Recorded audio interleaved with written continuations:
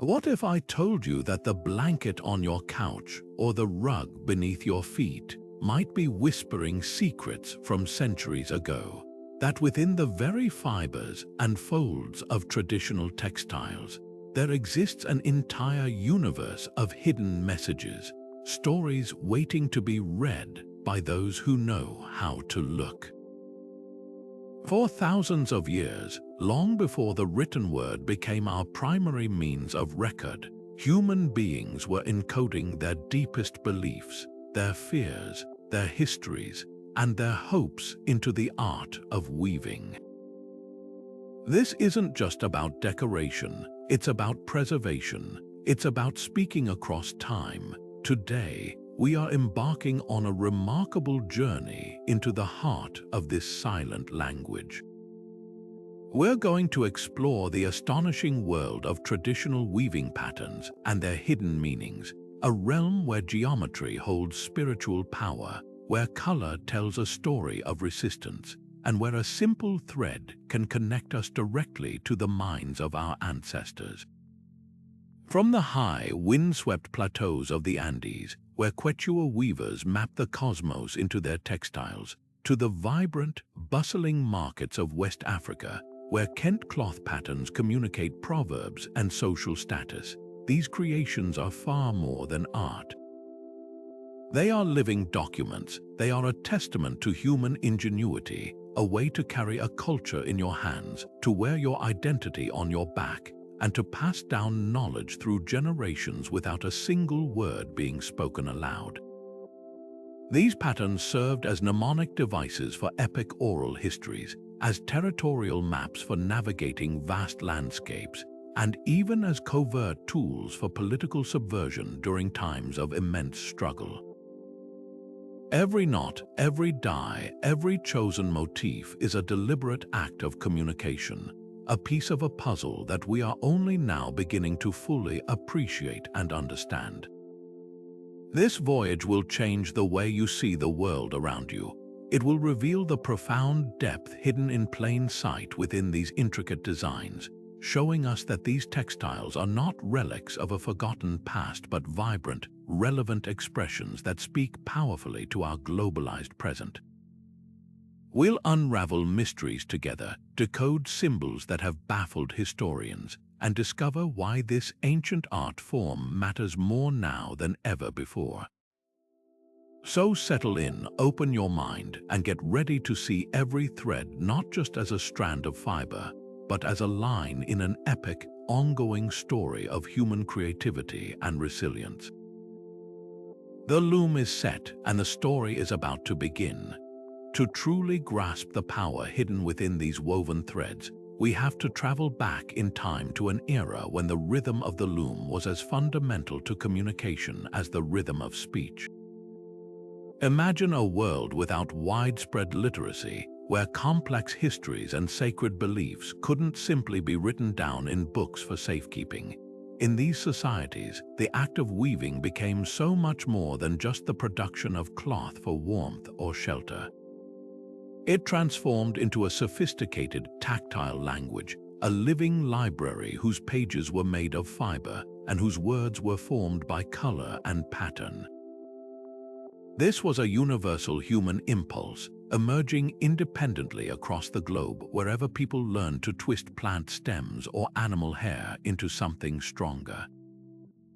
The loom became a tool for recording the very essence of a community's identity.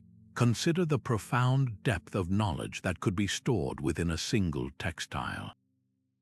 For the Navajo or Diné, people of the American Southwest, specific patterns woven into their renowned blankets and rugs were far more than aesthetic choices. The famous Eye Dazzler design, with its intricate, contrasting colors and sharp geometric lines, served a vital spiritual purpose. It was consciously created to disorient and confuse malevolent spirits, acting as a protective barrier for the individual wrapped within it. This wasn't superstition, it was a functional application of woven code for spiritual safety. Similarly, in the high Andes, Quechua and Aymara weavers have spent millennia encoding their entire worldview into their textiles. A single piece might map the surrounding mountain peaks, chart the passage of the sun and stars, or meticulously document the stages of planting and harvest, ensuring that crucial agricultural knowledge was passed intact from a grandmother's hands to her granddaughters. This encoded knowledge ensured cultural survival. In the absence of written records, a textile could act as a durable, portable, and incredibly detailed mnemonic device. A weaver recalling a complex clan lineage might follow a specific sequence of diamond patterns, each intersection representing a marriage or a significant ancestor. A story about a great migration could be told through a series of zigzag lines tracing the path around a lake or across a desert. The very act of weaving, the repetitive, meditative process of passing the shuttle back and forth, reinforced the memorization of these stories and symbols, embedding them deep into the cultural memory. The textile itself then became a reference point, a physical object that could be unfurled to help recount a history or explain a belief system, making the weaver not just an artist but a storyteller, historian, and keeper of wisdom. This silent yet eloquent language of thread and loom allowed cultures to carry their most precious knowledge with them, preserving it against the relentless passage of time.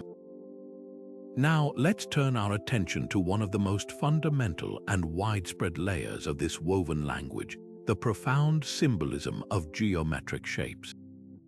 It's truly remarkable how the simplest forms, a triangle, a diamond, a simple line, can be imbued with such deep and complex meaning across countless cultures. These geometric patterns are a universal visual vocabulary, a testament to a shared human impulse to find order and significance in the basic building blocks of our world. For a weaver, these shapes were never chosen at random. They were a conscious selection of symbols that connected the physical cloth to the spiritual realm, to the forces of nature, and to the very structure of the community. Take the triangle, for instance. In numerous traditions, this simple three-sided figure is far more than a geometric curiosity.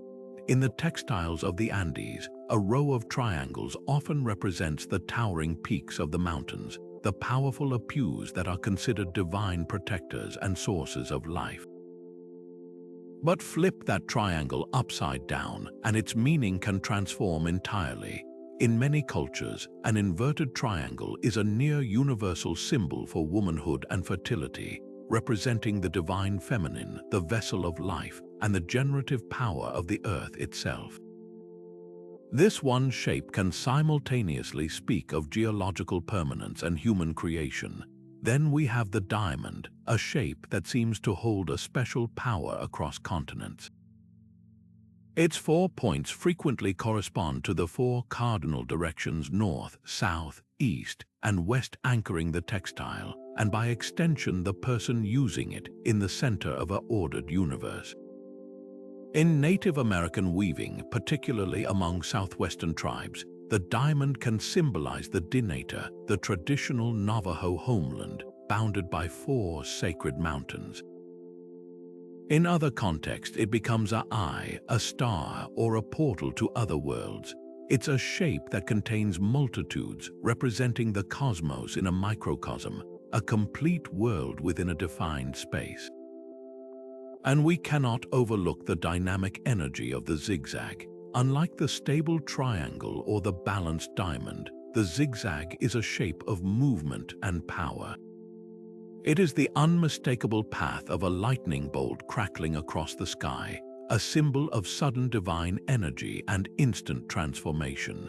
It is also the essential form of water, the meandering path of a river across a landscape, the rhythmic pattern of waves on a shore. In many traditions, incorporating zigzag patterns into a textile was a way to invoke these elemental forces, to bring the vitality of water and the cleansing power of lightning into daily life. These symbols come to life in specific, powerful examples. Look at the beautiful Turkish kilim, where you will often find a motif known as the labyrinth. This pattern is a stylized human figure with hands on hips, and it is a clear and powerful symbol of motherhood, fertility, and protection. A weaver incorporating this motif might be offering a blessing or a prayer for a family's growth and safeguarding. Travel to West Africa, and the magnificent Kent cloth tells a different but equally complex story through its geometry. Here, bold, colorful geometric patterns are not merely decorative. Each arrangement is a visible proverb, a declaration of social status, or a historical reference. A specific pattern might be reserved for royalty, while another communicates a well-known saying about wisdom or community, all through the silent, eloquent language of shape and color. What we begin to see is that these geometric patterns are a bridge. They connect the tangible, everyday world of the weaver, the mountains she sees, the rivers she crosses, the children she hopes for, with the intangible world of beliefs, spirits, and cosmic order. The loom becomes a philosophical instrument, a place where the sacred is rendered into a tangible, physical form that can be touched, used, and passed down. Understanding this transforms these textiles from simple artifacts into profound documents. We realize that every time we see a repeating diamond pattern, we might be looking at a map of the universe. A series of triangles could be a prayer for a bountiful harvest. A zigzag border might be an invocation for life-giving rain. This is how geometry becomes a language, one that speaks of the deepest human concerns of life, place, and belief, all without uttering a single word. But the language of weaving is not spoken through shape alone. If geometric patterns form the syntax of this silent communication, then color is its rich and emotive vocabulary, its tone of voice. A weaver's choice of dye is a deeply intentional act, a selection from a palette where every single hue carries the weight of history, emotion, and belief. Colors are never chosen simply because they look beautiful together. They are selected because they mean something profound. They tell stories of the land, of the spirit, of struggle, and of belonging. To understand a culture's textile is to learn to read its color codes, to see the world through its specific and meaningful lens. Consider the vibrant, sun-baked textiles of the Peruvian Andes. Here, the color red, often derived from the cochineal insect, is far more than a bold visual statement. It is the color of life itself, the vibrancy of blood, the vital force that animates all living things, and a connection to the ancestors whose sacrifices are remembered. In stark contrast, a deep, resonant blue, frequently sourced from the indigo plant, represents the divine and the celestial. It is the color of deep lakes that mirror the sky, a connection to the heavenly realms and the spiritual forces that govern the universe. A weaver combining these colors isn't just creating a pleasing contrast. She is weaving a prayer that connects the vitality of earthly life to the majesty of the divine. This powerful connection between color and cultural identity extends across the globe to the beautiful story cloths and clothing of the Hmong people. For them, the color indigo is a testament to wisdom, resilience, and endurance, deeply tied to their incredible history of migration and displacement. The process of creating this dye is a long and labor-intensive one, involving the fermentation of indigo plants, a process metaphorically mirroring the Hmong's own patient perseverance through centuries of challenge. To wear indigo-dyed clothing is to wear a symbol of that collective strength, a visual declaration of a culture that has endured and preserved its wisdom against all odds. The color itself becomes a badge of honor, a quiet but powerful statement of identity. We see a similarly codified system in the rolling hills of Scotland, where the patterns of tartan are instantly recognizable. But look closer, and you realize the true meaning lies in the specific combinations of colors. Each Scottish clan boasts its own unique tartan, a precise arrangement of hues that immediately signals family lineage, regional origin, and social standing. A particular shade of green might represent a specific forest, a stripe of white a local river, and a bold red the bloodshed in a historic battle. To wear your clan's tartan was to wear your history and your allegiance on your shoulder, a powerful visual shorthand in a complex social world. It was a way of saying, without speaking a word, exactly who you were and where you came from. These color codes are also deeply contextual, shifting in meaning based on their use. A specific, brilliant yellow might be harvested from rare flowers and reserved exclusively for the garments of spiritual leaders or royalty, its use forbidden to commoners. Another somber, earthy tone might be worn during periods of mourning, its palette reflecting the community's collective grief. In some cultures, the brightest colors are saved for celebrations and festivals, transforming the community itself into a living tapestry of joy. This contextual use of color shows us that weaving is not a static art form but a dynamic one, intimately woven into the very rhythm of life, death, and celebration within a community. Perhaps most powerfully, color can become a tool of subtle resistance. Under periods of oppression or colonial rule, when overt expressions of cultural identity might be suppressed, weavers often turned to their looms. They would continue using traditional color palettes that had been outlawed or incorporate a forbidden symbolic hue into a border or a hidden part of a garment. To the uninformed eye, it might look like a simple design choice, but to those within the community, it was a bold act of defiance, a silent preservation of identity right under the nose of the oppressor. The choice to use a specific color could be an act of cultural preservation, a quiet but unyielding declaration that we are still here. By learning to decode these color palettes, we gain so much more than an appreciation for aesthetics. We gain a profound insight into the soul of a culture. We learn how communities have used the very land around them, its plants, its minerals, its insects, to express their deepest values, assert their identity, and sometimes to quietly resist.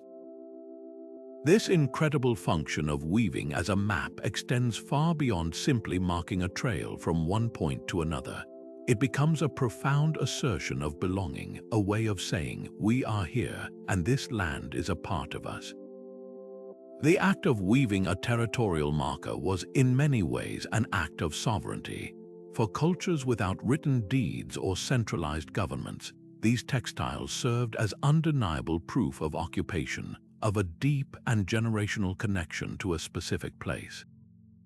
A Berber woman weaving a carpet that included the specific symbol for her tribe's mountain spring wasn't just making a beautiful object, she was creating a legal document in fiber, a durable record of her people's right to that vital resource.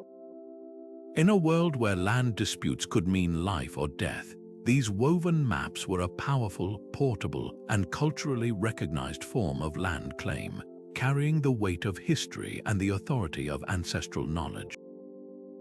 They transformed the abstract concept of territory into something tangible that could be rolled up and carried, or laid out on the ground to teach the next generation the sacred boundaries of their world. The sophistication of this cartography is breathtaking when we examine specific examples. In the vast, arid expanse of the Australian outback, Aboriginal artists have long used fiber art, weaving baskets, mats, and ceremonial objects to encode the landscape with astonishing precision. These patterns are not literal, representational maps as a Western eye might expect. They are symbolic narratives of the dreamtime, the sacred era of creation. A series of concentric circles might represent a waterhole created by an ancestral being, while meandering lines trace the path of a rainbow serpent across the land. For the initiated, these patterns provide a multi-layered guide. They reveal the location of critical resources like water and food, but they also map the spiritual topography, indicating sacred sites where ceremonies must be performed. This knowledge was essential for survival, turning a seemingly featureless desert into a well-charted and meaningful homeland, where every hill and creek had a story and a purpose woven directly into the fabric of daily life. We find a similar, life-sustaining practicality in the magnificent carpets of the Berber people in North Africa.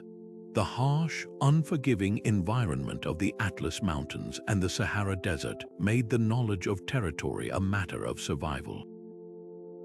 Berber carpets are famously dense with geometric motifs, and among them are specific symbols that function as a literal atlas.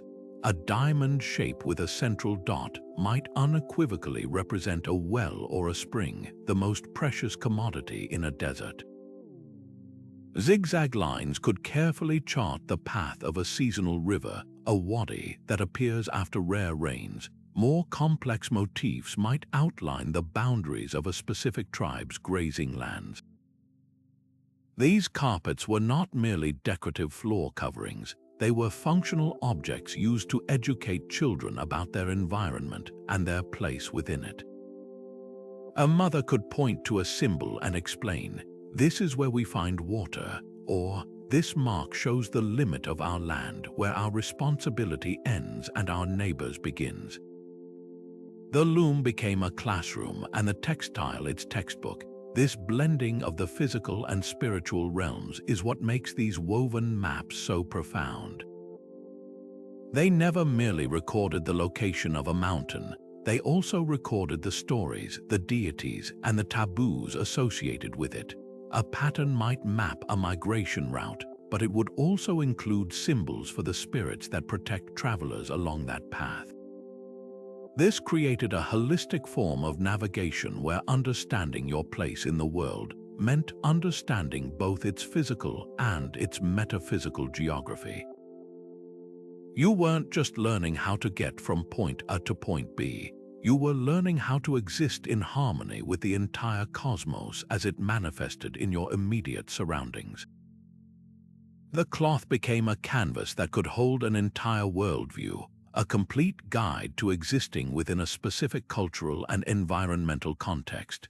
It was utility and artistry, geography and theology, all intertwined into a single, durable, and beautiful object that could be passed down, ensuring that the knowledge of the land in all its dimensions would never be lost. And this incredible capacity of textiles to map both land and spirit finds a powerful parallel in their role as keepers of history. Beyond charting geography, weaving has long served as a profound and durable medium for documenting pivotal events, offering us historical archives spun from thread rather than penned on paper. While grand tapestries hung in European castles might be the first image that comes to mind, this tradition of recording history in cloth is a truly global phenomenon, providing a vital and often overlooked perspective on the past. These woven chronicles capture moments of triumph, tragedy, and transformation from the viewpoint of the communities that experienced them directly, frequently preserving narratives that official written records have ignored, suppressed, or simply failed to capture. The most renowned example is without a doubt the Bayeux Tapestry. This stunning 70-meter-long embroidered cloth is far more than a simple decoration.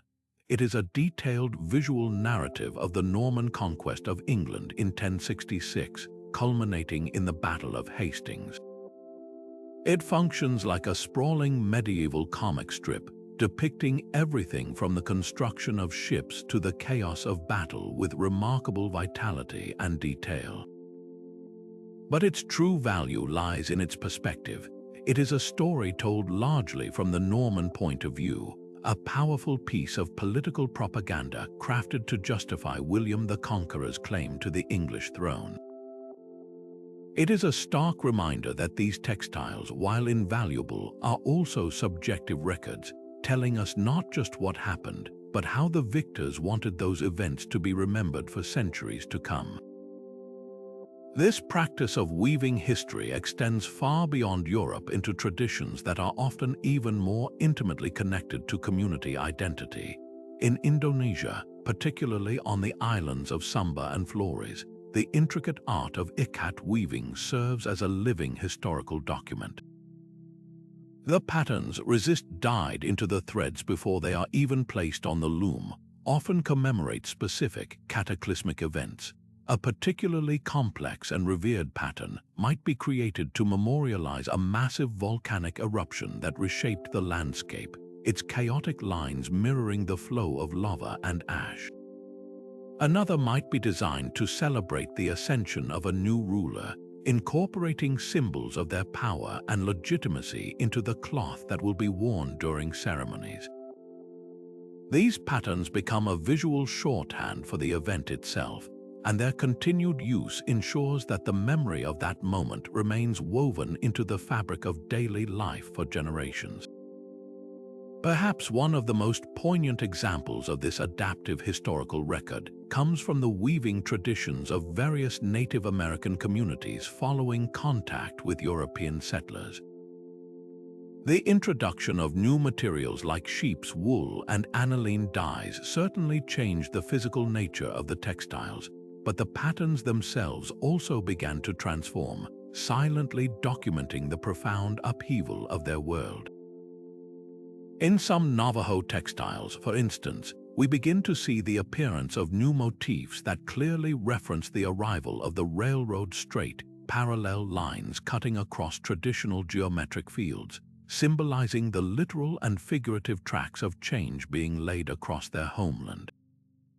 Other communities incorporated symbols representing the trading posts that became central to their new economic reality, or even patterns that subtly reflected the influence of missionary activity. This wasn't merely an aesthetic adoption of new ideas, it was a conscious and nuanced way of processing and recording a period of immense cultural disruption and adaptation. The loom became a space to grapple with a changing world, to document loss and resilience, and to ensure that their experience of this history was not erased. This aspect is what makes these textiles so uniquely invaluable as historical sources. They offer us alternative narratives, stories told from the ground up, from the perspectives of women, of artisans, of indigenous communities, and of everyday people whose voices are frequently absent from the official ledgers and letters written by scribes and soldiers. A woven textile gives us history not from the throne room or the battlefield command tent, but from the hearth, from the workshop, from the heart of a community. It preserves the collective memory of those who lived through events, capturing not just the facts, but the emotional resonance, the cultural significance, and the personal impact. They are testaments to the fact that history is not a single story written in stone, but a rich and complex tapestry itself, woven from countless individual threads of experience, and to understand it fully, we must learn to read the cloth as well as the book. This profound connection between cloth and cosmology brings us to a perhaps even deeper layer of meaning, one that transforms the very act of weaving from a craft into a form of active prayer and spiritual conduit. Beyond mapping the physical and historical world, many traditional patterns are specifically designed to act as bridges to the divine, to offer protection, to facilitate healing, and to guide the spirit on its journey. These are not merely symbols to be looked at, they are powerful, functional tools to be used within sacred rituals, believed to hold an inherent energy and power woven directly into their fibers. The weaver in these contexts becomes more than an artist. She becomes a mediator, a channel for spiritual forces, carefully constructing a portal between the earthly realm and the world of gods, ancestors, and cosmic principles. Consider the breathtaking detail and precision found in Tibetan thankas. These are not simple scroll paintings or tapestries. They are meticulously crafted spiritual diagrams, often woven with silk and gold thread, that serve as exact blueprints for meditation and visualization practices.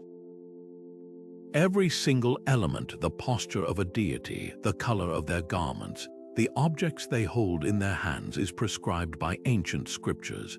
A meditator doesn't just look at a thangka, they use it as a guide to internally construct the deity within their own mind, to embody its qualities of compassion or wisdom. The thangka itself is considered a sacred residence for the deity it depicts. The process of its creation is a holy act, often accompanied by prayers, mantras, and rituals performed by the monks or artisans who weave it.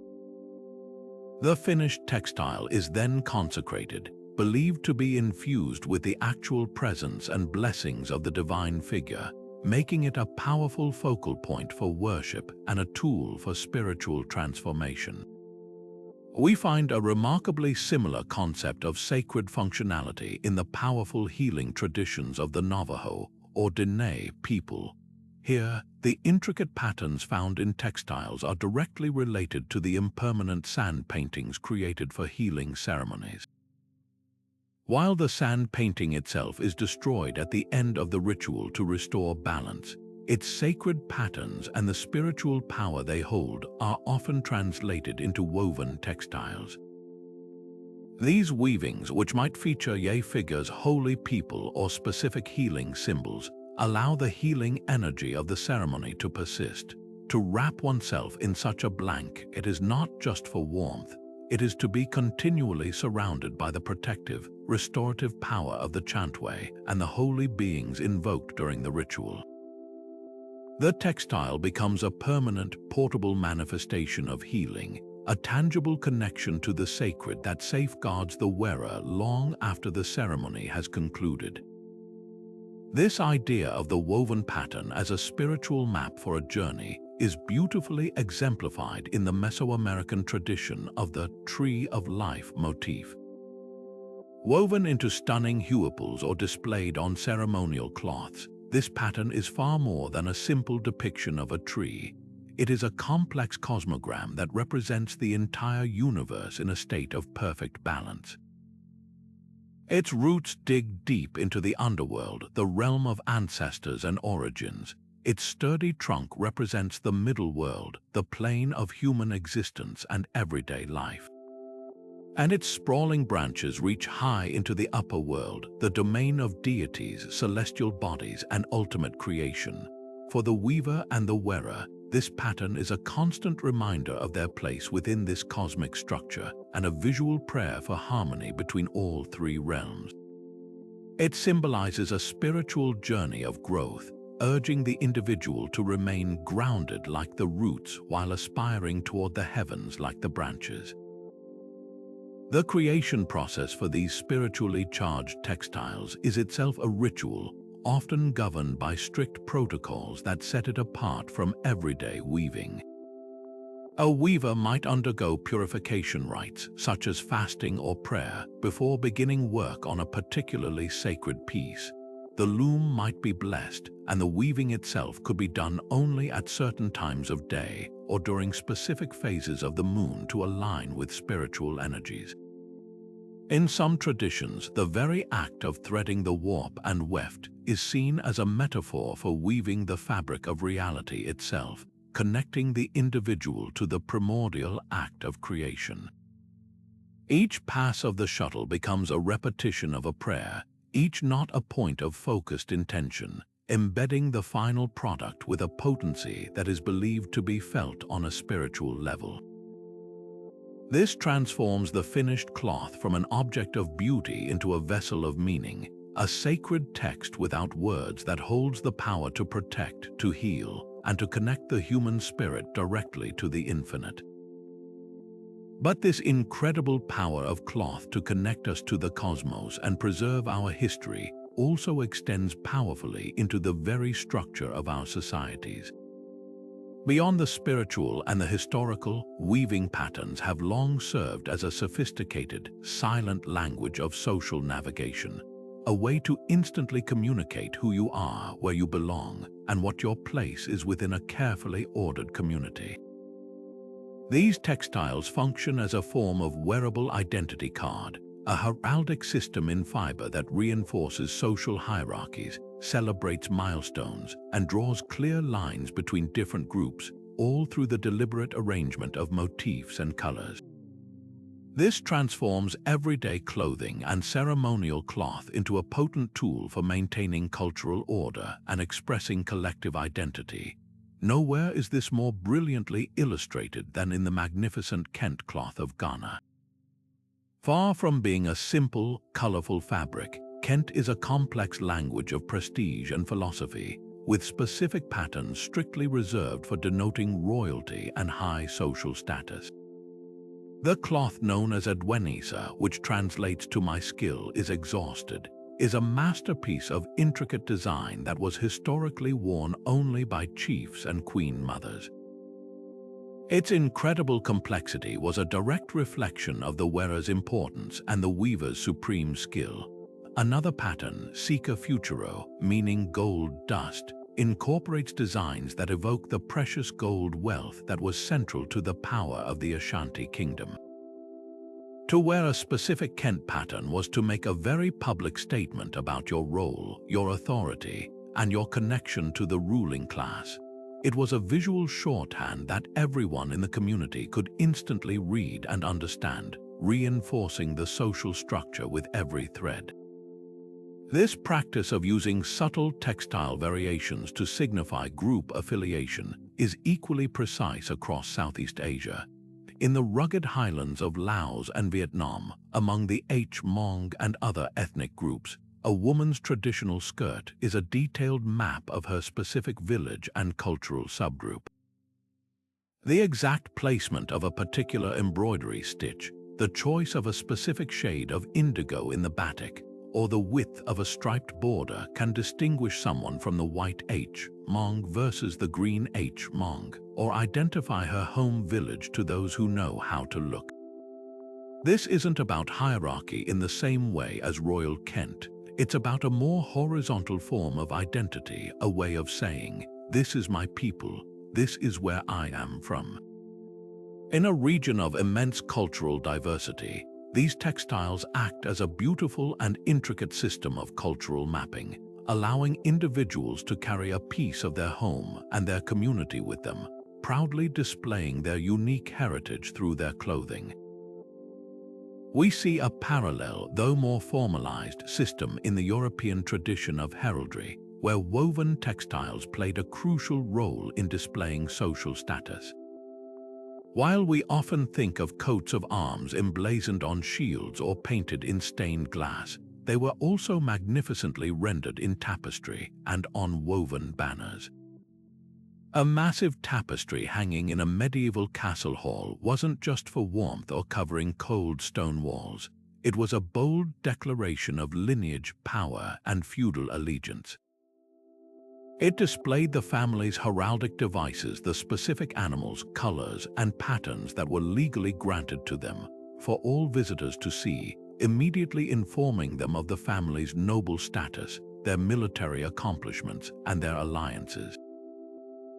These woven declarations were essential for maintaining the visual culture of the aristocracy, turning great halls into galleries of power and weaving itself into a technology of social stratification.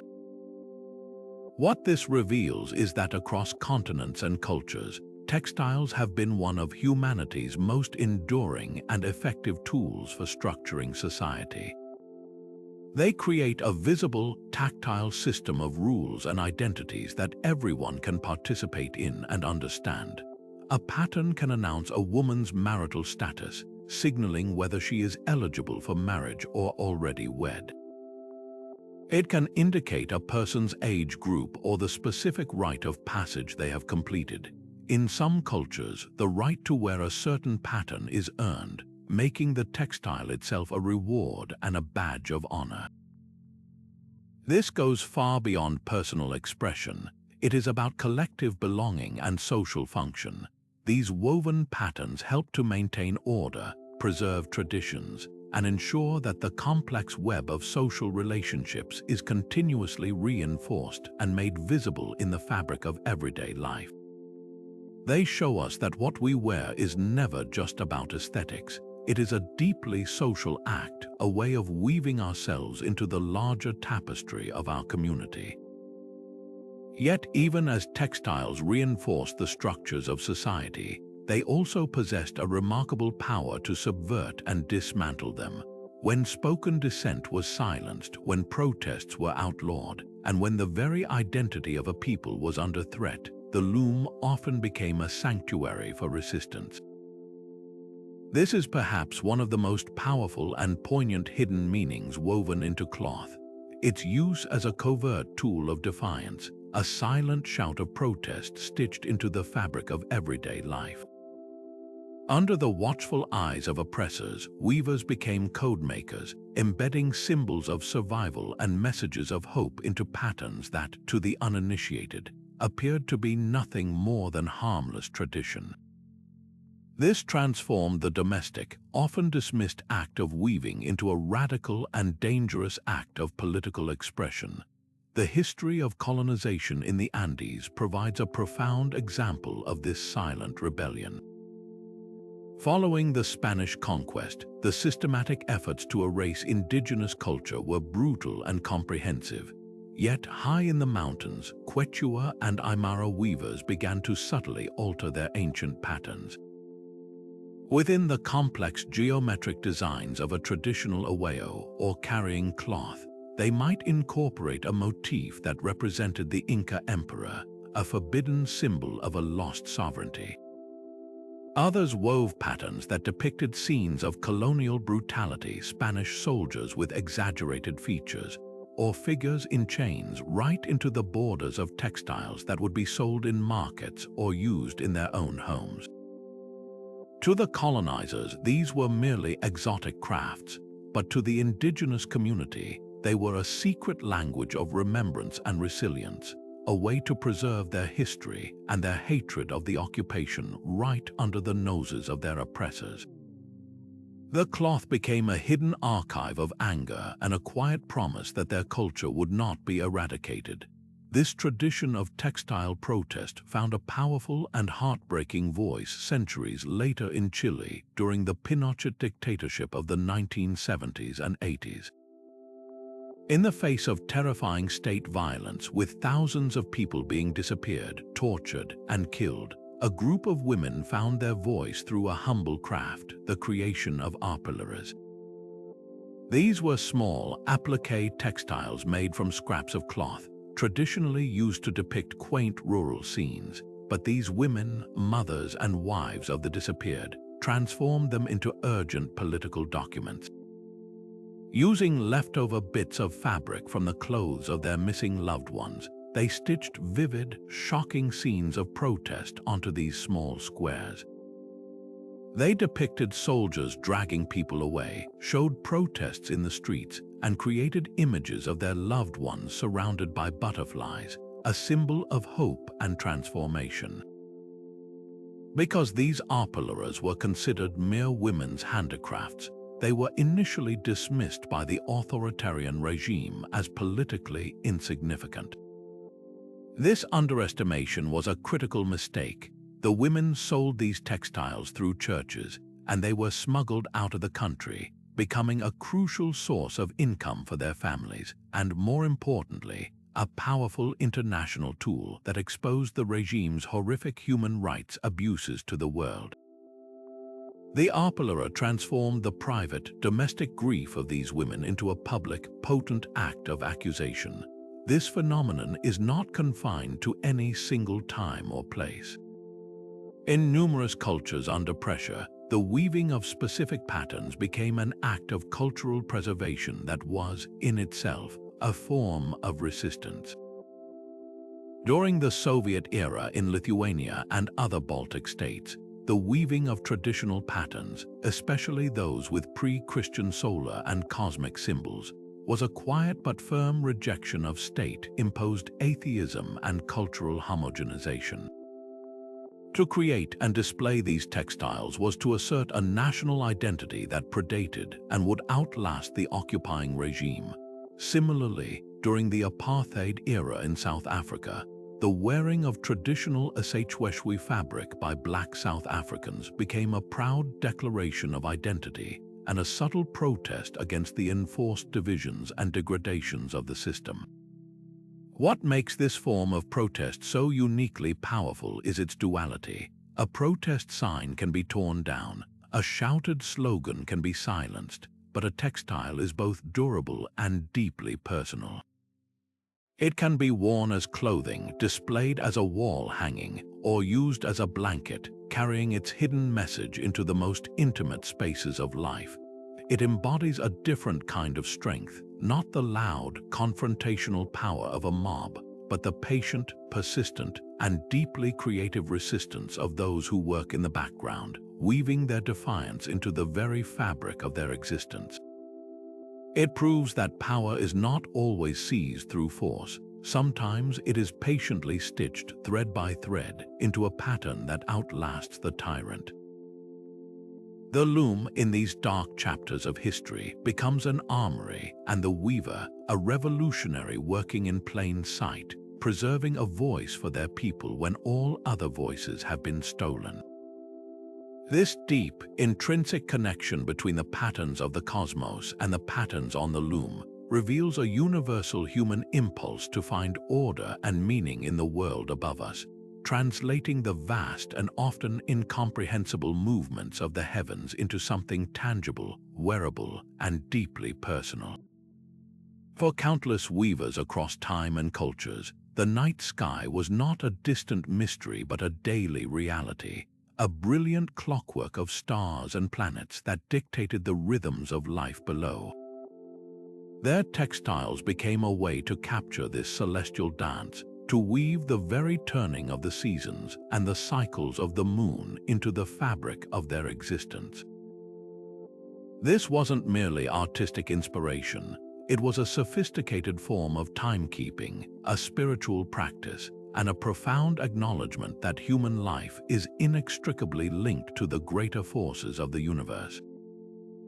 We see this celestial mapping beautifully preserved in the rich textile traditions of the Baltic regions, particularly in Lithuania and Latvia. Here, the patterns woven into sashes and aprons are dense with cosmic symbolism, each motif a carefully chosen star in a larger constellation of meaning. The sun, or sol, is perhaps the most powerful and recurring symbol, almost always depicted as a radiant, many-pointed star or a swirling rosette. This was not just a representation of a heavenly body, it was an active invocation of its life-giving power, woven into garments worn during rituals to ensure the fertility of the land, the success of the harvest, and the health of the community. The moon, often shown as a crescent or a segmented circle, held its own significance, its phases carefully tracked and reflected in patterns that governed the timing of planting, weaving itself, and important social ceremonies. To wear a sash embroidered with these symbols was to align oneself with the cosmic order, to carry a piece of the sky's protective and generative energy throughout the day's work. These patterns were a language of prayer woven in thread, a constant dialogue with the divine forces that governed their world. This sophisticated blending of astronomy and artistry reaches a breathtaking level of precision in the weaving of the Maya people. For the ancient Maya, time was not a linear progression but a sacred, cyclical phenomenon, meticulously calculated and recorded by priest astronomers in complex calendar systems. This deep understanding of time was not confined to stone stelae or codices. It was woven directly into the vibrant huipils or traditional blouses worn by women. Specific geometric motifs found in these textiles are now understood by scholars to correlate directly with astronomical events. A particular diamond pattern might represent the planet Venus, whose appearances and disappearances were closely watched and held great portent. Another complex arrangement of stepped frets could symbolize the solstices or equinoxes, the critical turning points of the solar year that dictated agricultural cycles and religious festivals. A weaver incorporating these patterns was doing far more than decorating a garment. She was wearing a functioning calendar, a portable piece of cosmic knowledge that connected her daily life to the grand cyclical drama of the cosmos. The Huipul became a microcosm of the Maya universe, a testament to a culture that saw no separation between the celestial and the earthly. This profound engagement with natural cycles extends beyond the stars to the very pulse of the earth itself, the turning of the seasons, the migration of animals, and the growth of crops. In numerous Nordic traditions, for instance, patterns woven into winter garments often feature stylized representations of evergreen trees or the aurora borealis, symbols of life and light persevering through the long, dark winter months. Conversely, spring and summer textiles might burst with motifs of blooming flowers, sprouting seeds, or the returning sun, celebrating renewal and abundance. These patterns were more than just hopeful decorations. They were a form of sympathetic magic, a way to visually encourage and participate in the desired outcome of the season. By weaving the symbol of a full ear of corn into a blanket, a weaver might be attempting to ensure a bountiful harvest. By incorporating a motif of a strong, healthy reindeer into a pair of mittens, she could be praying for the success of the hunt. The textile became a participatory act in the cycle of life, a way to visually and tactilely engage with the hopes and necessities of survival. What this ultimately reveals is a worldview of beautiful and intricate interdependence. These patterns are a lasting record of humanity's most ancient and essential partnership with the natural world. They encode generations of careful observation, knowing exactly when a certain star would rise to signal the time to plant, understanding how the length of a shadow predicted the coming rains, recognizing which plants bloomed when the salmon would run. This was a deep ecological knowledge, earned through millennia of lived experience and passed down through the silent, durable language of woven thread. In an age where we are often disconnected from the sources of our food and the rhythms of the seasons, these textiles stand as a powerful reminder of that fundamental connection. They show us that our ancestors did not see themselves as separate from nature, but as a part of its great weaving loom, their own lives just one thread in a vast and magnificent tapestry. And this intricate relationship between weaving and the cosmos finds a fascinating parallel in the deeply gendered world of the loom itself, where the very act of creating cloth becomes a powerful expression of identity, autonomy, and often unspoken resistance. For centuries, across a vast spectrum of cultures, the rhythmic click of the shuttle and the careful tying of knots have been overwhelmingly the domain of women. This was not merely a chore assigned by chance. It was a sphere of immense influence, a quiet corner of the world where women could cultivate profound artistic skill, exercise economic control, and encode their own unique experiences and wisdom into a durable, lasting form. The patterns they created became a silent conversation between generations of women, a way to pass down knowledge that was often excluded from the official, male-dominated records of history, making the textile a unique and powerful feminist archive. Consider the beautiful and complex tradition of Romanian weaving, where the patterns tell a very specific story of womanhood. In the intricate motifs of carpets and blankets, you will consistently find symbols that celebrate the central, powerful aspects of feminine life. A common motif is the veverita, or squirrel, which is not a literal animal but a highly stylized symbol representing a woman in the act of giving birth, a powerful acknowledgement of the pain, strength, and miracle of motherhood. Other patterns might depict the tree of life sprouting from a woman's body or feature motifs related to the home and hearth, the domain where women traditionally held sway. These were not patterns created for a distant, abstract market. They were woven for their own homes, for their own daughters' dowries, embedding a celebration of the female experience into the very fabric of daily life. This was a way for women to visually assert the value and centrality of their roles, creating a legacy of feminine wisdom and endurance that could be touched, used, and admired every single day. This concept of textiles as a matrilineal inheritance, a thread connecting mothers to daughters, is powerfully evident in the practice of the dowry chest. In cultures from Greece to India, a young woman's value and readiness for marriage were demonstrated through the textiles she had woven and stored in her chest. But this was about so much more than material wealth. Each blanket, each embroidered shirt, each woven sash represented years of skill passed down from her mother and grandmother. The specific patterns used were often unique to her family or village, acting as a visual signature of her lineage.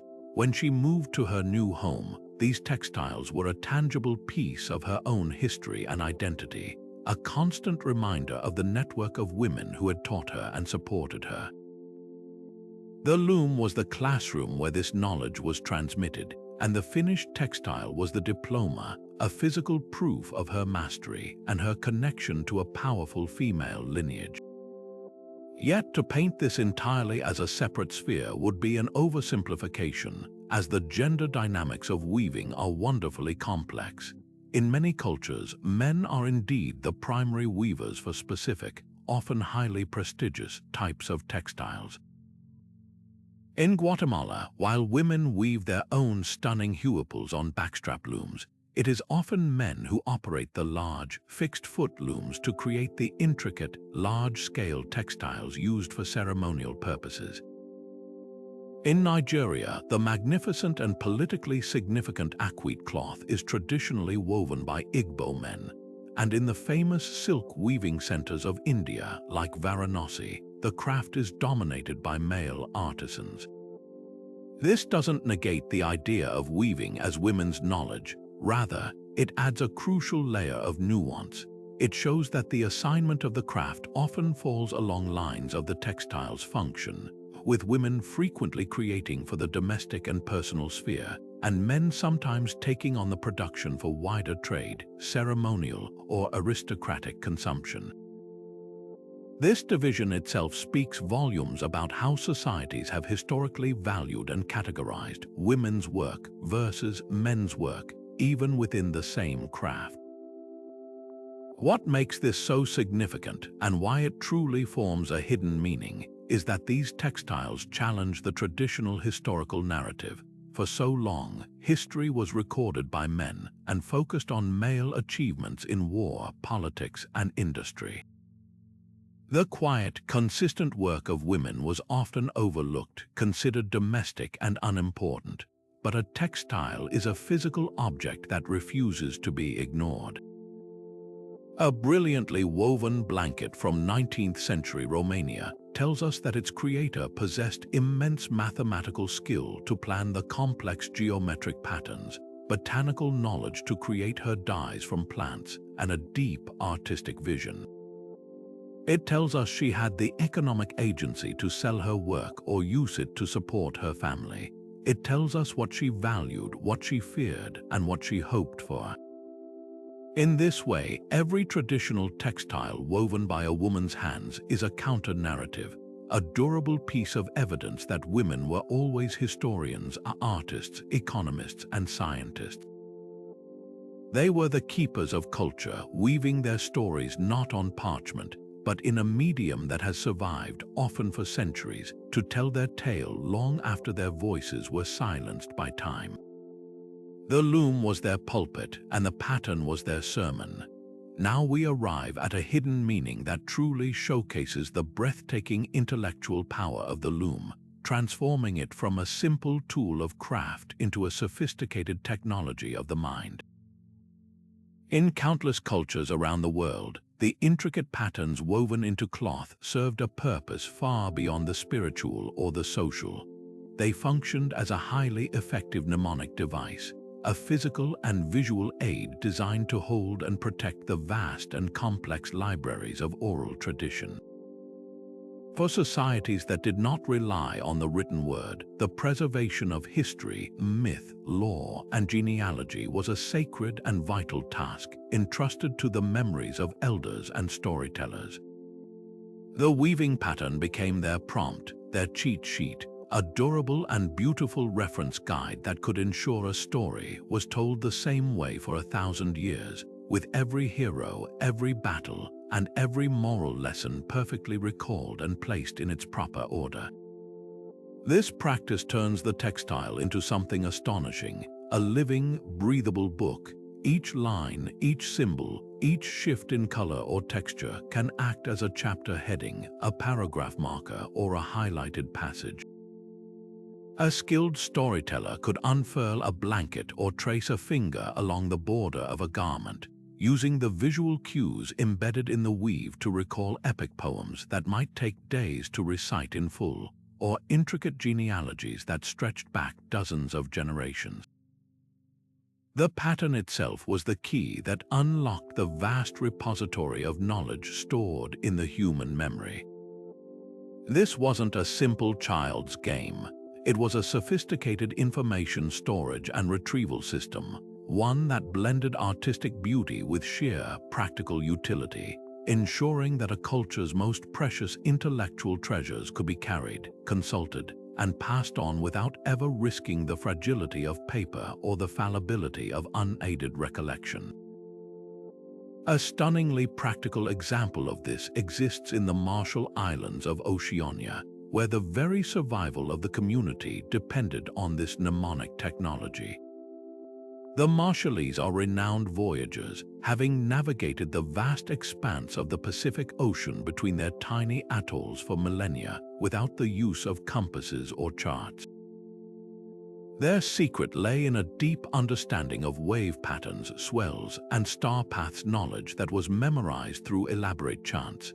To help them remember these critical navigational chants, they developed a unique form of weaving known as wape or navigation mats.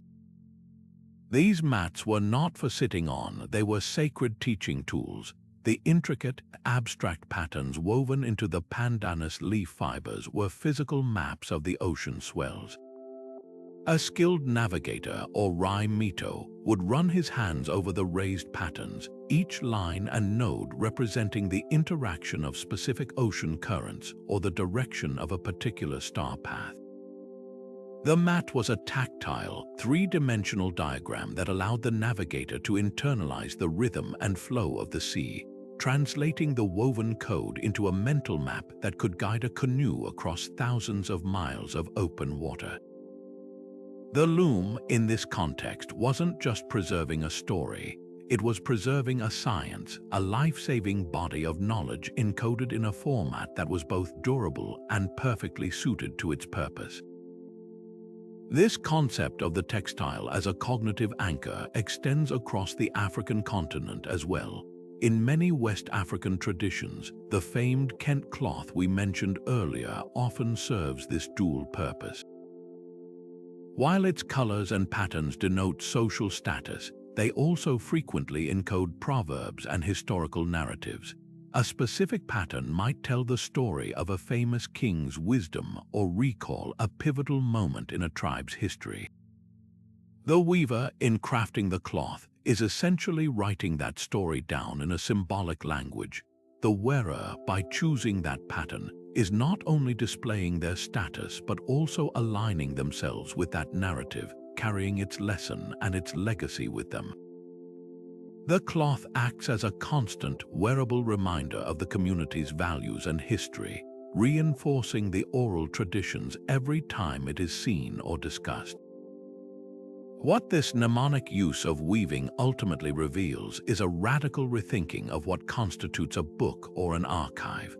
We in literate societies often default to the idea that knowledge must be recorded in ink on a page to be considered truly preserved. But these textile traditions challenge that assumption completely. They show us that a book can be something you wrap around your shoulders for warmth. An archive can be a rug you walk on every day. A library can be stored in the patterns of the clothes in your closet. This was the profound ingenuity of these non-literate societies. They developed a system of knowledge preservation that was integrated seamlessly into the fabric of daily life, both literally and figuratively. It was a system that was incredibly durable. A book can burn, but a textile is often among the few possessions salvaged from a disaster. It was a system that was accessible. You didn't need to be able to read to understand its stories, only to be taught the key. And most beautifully, it was a system that wove art and memory into an inseparable whole, proving that the most effective way to remember who we are is to turn our history into something too beautiful to ever forget. But this profound conversation between pattern and memory leads us to a fundamental element we haven't yet fully considered: the very stuff from which these stories are spun. Up until now, we've explored the incredible language of symbols, colors, and techniques, but the narrative doesn't just live in the design. It begins with the raw material itself. The choice of fiber is the very first word in the weaver's sentence, a decision imbued with deep symbolic meaning, practical necessity, and a profound connection to the surrounding world. Whether it's the sturdy warmth of wool, the airy lightness of cotton, the divine luxury of silk, or the resilient strands of a local plant, each material carries its own unique story and spiritual weight, adding a rich, tactile layer to the hidden messages woven into the cloth. Think of it this way: a pattern meant to symbolize protection would feel entirely different and carry a distinct energy if it were woven from rough, sturdy hemp versus delicate, precious silk. The material itself communicates before the pattern even begins to tell its tale. In the cold, rugged fjords of the Norse world, wool was far more than just a readily available resource from their vast flocks of sheep. It was a symbol of survival, of warmth, of literal protection from the harsh elements. A cloak woven from thick, lanolin-rich wool was a wearable sanctuary, a shield against the biting wind and freezing rain. But beyond the practical, wool also held a spiritual significance in Norse mythology, connected to concepts of fate and destiny, much like the Norns who spun the threads of life at the base of the world tree Yggdrasil. To wear wool was to be wrapped in a substance that was both intimately practical and mystically potent, a fiber that symbolized resilience and the very warmth of life itself. Now travel across the world to ancient China, and you encounter a material that represents an entirely different set of values: silk. The discovery and cultivation of silk, according to legend, was a divine gift, and it forever remained associated with the celestial and the imperial. The incredible process of raising silkworms, carefully unraveling their delicate cocoons, and spinning the fine, luminous threads was a secret closely guarded for centuries. This rarity and the exquisite labor involved made silk the ultimate symbol of luxury, status, and divinity. It was the preferred fabric for the emperor and the ritual garments of priests and priestesses. Its shimmering surface, which caught the light in a way no other fabric could, was seen as a reflection of heavenly radiance. A dragon motif woven in silk wasn't just a symbol of imperial power. The very substance it was made from reinforced that power, making the wearer seem as if they were clothed in a piece of the sublime. The material and the message were inextricably fused, one elevating the meaning of the other.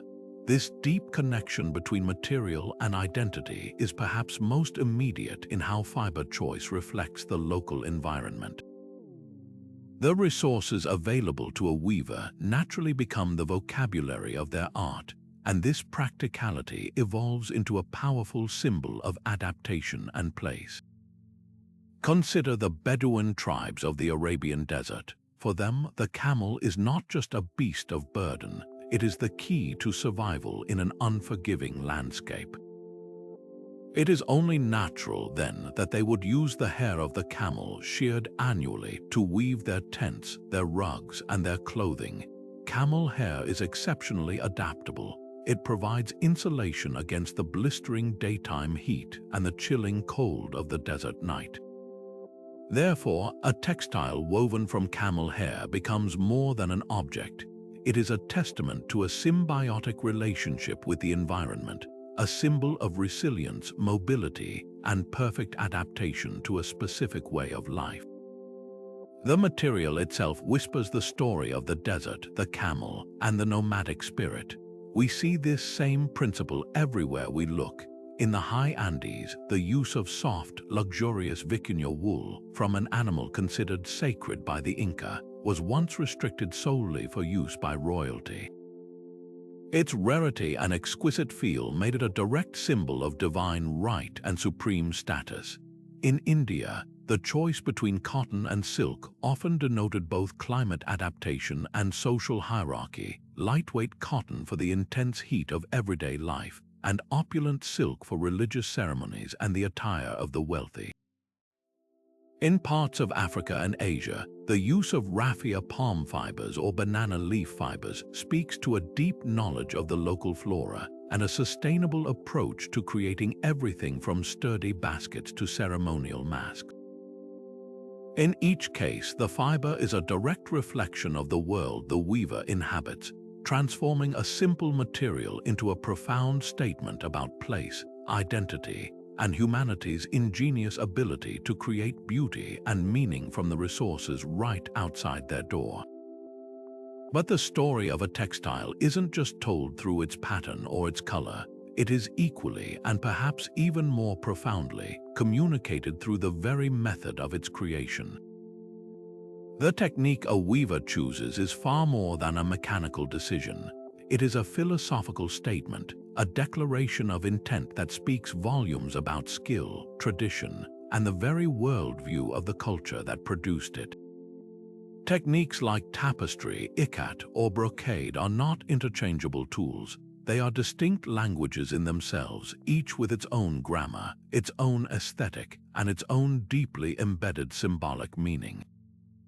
The choice to use one over another is an expressive decision that contributes a crucial layer to the overall message of the cloth, blending form and content in the most sophisticated of ways. Consider the mesmerizing, ethereal quality of ikat, a technique where the threads are meticulously dyed before they are woven. This process, incredibly complex and difficult to master, results in patterns with beautifully soft, blurred edges, a signature characteristic that is not a flaw but the entire point. In Indonesian cultures, particularly on islands like Flores and Sumba, this deliberate blurring is rich with symbolic meaning. It is seen as a visual metaphor for the fundamental uncertainty and unpredictability of life itself. Just as the weaver cannot exert absolute control over the exact placement of each dye bleed into the thread, human beings cannot control every outcome in their lives. The finished ikat textile, therefore, becomes a philosophical object, a daily reminder to embrace the beauty of uncertainty, to accept the blurred lines of fate, and to find harmony within the natural imperfections of existence.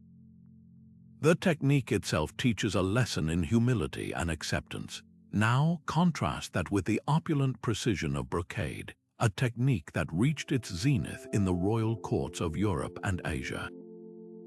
Brocade involves weaving supplementary threads into the foundation of the fabric to create raised, elaborate patterns that often incorporate metallic gold and silver thread. This is a technique that demands not just skill, but immense resources, time, and an almost obsessive level of control. The resulting textile is heavy, luxurious, and dazzlingly precise. In a European context, a brocade gown worn by a queen or a brocade altar cloth in a cathedral was a direct symbol of wealth, divine order, and absolute temporal power. The unyielding precision of the pattern demonstrated humanity's ability to master materials and impose a perfect, controlled order upon the world. It spoke of a philosophy of permanence, stability, and dominance, a stark contrast to ikat's embrace of life's beautiful chaos. This philosophical divide between techniques is a recurring theme across the globe. In the Japanese tradition of sashiko, which translates to little stabs, we see a technique born from extreme practicality that evolved into something deeply symbolic. Originally used by rural working classes and fishermen to reinforce and repair worn-out garments, sashiko involves running simple, repetitive stitches through layers of fabric. While its primary function was durability, the specific patterns that emerged inspired by nature, like waves or persimmon flowers, transformed a mere repair into a thing of beauty. This practice embodies the Japanese aesthetic of wabi-sabi, finding beauty in imperfection, impermanence, and humble, practical objects. The visible stitches don't hide the repair, they celebrate it, honoring the garment's history and extending its life. The technique itself preaches a philosophy of resourcefulness, mindfulness, and the quiet dignity of repair over replacement. Even the very structure of the loom can carry symbolic weight. The backstrap loom, used across Mesoamerica and Asia, is a profoundly personal and portable technology. One end is tied to a tree or a post, and the other is secured around the weaver's own body. The tension comes from her own back and legs. Her body becomes an integral part of the machine. This creates an intimate, rhythmic dance between the weaver and her work, and the resulting textiles often have a character and a slight variability that reflects the maker's physical presence. Conversely, the large, fixed-floor looms used for European tapestries or Persian carpets are monumental, stationary fixtures. They require multiple weavers working in concert to execute a single design created by a master artist. The resulting tapestry is less about the individual weaver's expression and more about the flawless execution of a grand, unified vision, often reflecting the values of a collective, hierarchical society. The choice of technology is, therefore, never neutral. It is a cultural choice that shapes the very meaning of the cloth it produces. From the blurred wisdom of ikat to the controlled brilliance of brocade, the weaver's technique is a silent but powerful voice in the ongoing story of the textile, telling us not just what was made, but how and why. But just as a single culture's patterns are not created in a vacuum, neither do they remain isolated treasures. The story of weaving is, in many ways, the story of humanity itself, a constant, flowing narrative of movement, meeting, and magnificent transformation. These intricate designs were never meant to be static, locked away in a single place. They were always destined to travel, carried on the backs of traders, in the saddlebags of migrants, and in the cultural memory of explorers. When these patterns journeyed across mountains and seas, they didn't just arrive as passive souvenirs. They engaged in a vibrant, creative dialogue with the new traditions they encountered, borrowing, blending, and emerging as something entirely new and extraordinary. This process of cross-cultural exchange is one of the most dynamic forces in the history of textiles, revealing a world that has always been deeply interconnected long before the term globalization was ever coined. We need look no further than the legendary Silk Road, that ancient network of trade routes that for centuries connected the East and the West, to see this process in its most elegant form. This was not merely a highway for luxury goods like silk and spices. It was a bustling conduit for ideas, art, and symbolism. Motifs would begin their life in one cultural context, only to be adopted and adapted thousands of miles away, acquiring layers of new meaning as they traveled. The pomegranate, for instance, is a fruit rich with symbolism across Eurasia. It originated as a potent symbol of fertility and immortality in ancient Persia. As the motif traveled east along the Silk Road into China, it was eagerly absorbed into the artistic vocabulary, but its meaning began to subtly shift. In Chinese textiles, the pomegranate retained its association with abundance, but it became especially linked to the wish for many sons and a thriving family lineage. A single, beautiful fruit woven into cloth could carry a Persian prayer for eternal life and a Chinese hope for familial continuity, all within the same thread. Similarly, the mythical phoenix or Feng Huang, a central symbol of the Chinese empress and celestial harmony, found its way westward into Persian and Byzantine textiles. In its new home, it sometimes blended with the simurgh, another mythical bird of Persian folklore, creating a hybrid creature that bore the features and meanings of both traditions. This was not copying, it was a creative conversation happening over centuries, a slow, beautiful fusion of worlds through the medium of cloth. This phenomenon of blending and transformation took on a much more complex and often painful character during the era of colonialism. Here, the exchange was rarely equal or voluntary, but the creative resilience of weavers still shone through, producing powerful hybrid art forms. In the Andes, following the Spanish conquest, weavers were often forced to use new materials like sheep's wool and to incorporate European motifs demanded by their new rulers and the Catholic Church. But rather than simply surrendering their artistic identity, they performed an act of creative subversion. They began to weave traditional Andean symbols like the Andean cross or depictions of their local flora and fauna into the designs of these new European-style tapestries. A textile that, at first glance, appeared to be a classic European floral motif might, upon closer inspection, reveal tiny, hidden condors or mountain spirits woven into the petals. In Mexico, the magnificent weaving traditions of the Zapotec people began to incorporate the complex floral patterns and color palettes introduced by the Spanish. But they did so using their own ancient techniques and often for their own community's use, creating a vibrant new style that was neither wholly indigenous nor wholly European, but a unique and resilient synthesis of both. These textiles became a silent testament to survival, a way to preserve identity under pressure by weaving it directly into the fabric of the new, imposed reality. These historical exchanges force us to confront a critical and very modern question. Where is the line between appreciation and appropriation? When a pattern travels and is adopted with deep understanding and respect for its original context, it can be a beautiful celebration of our shared humanity.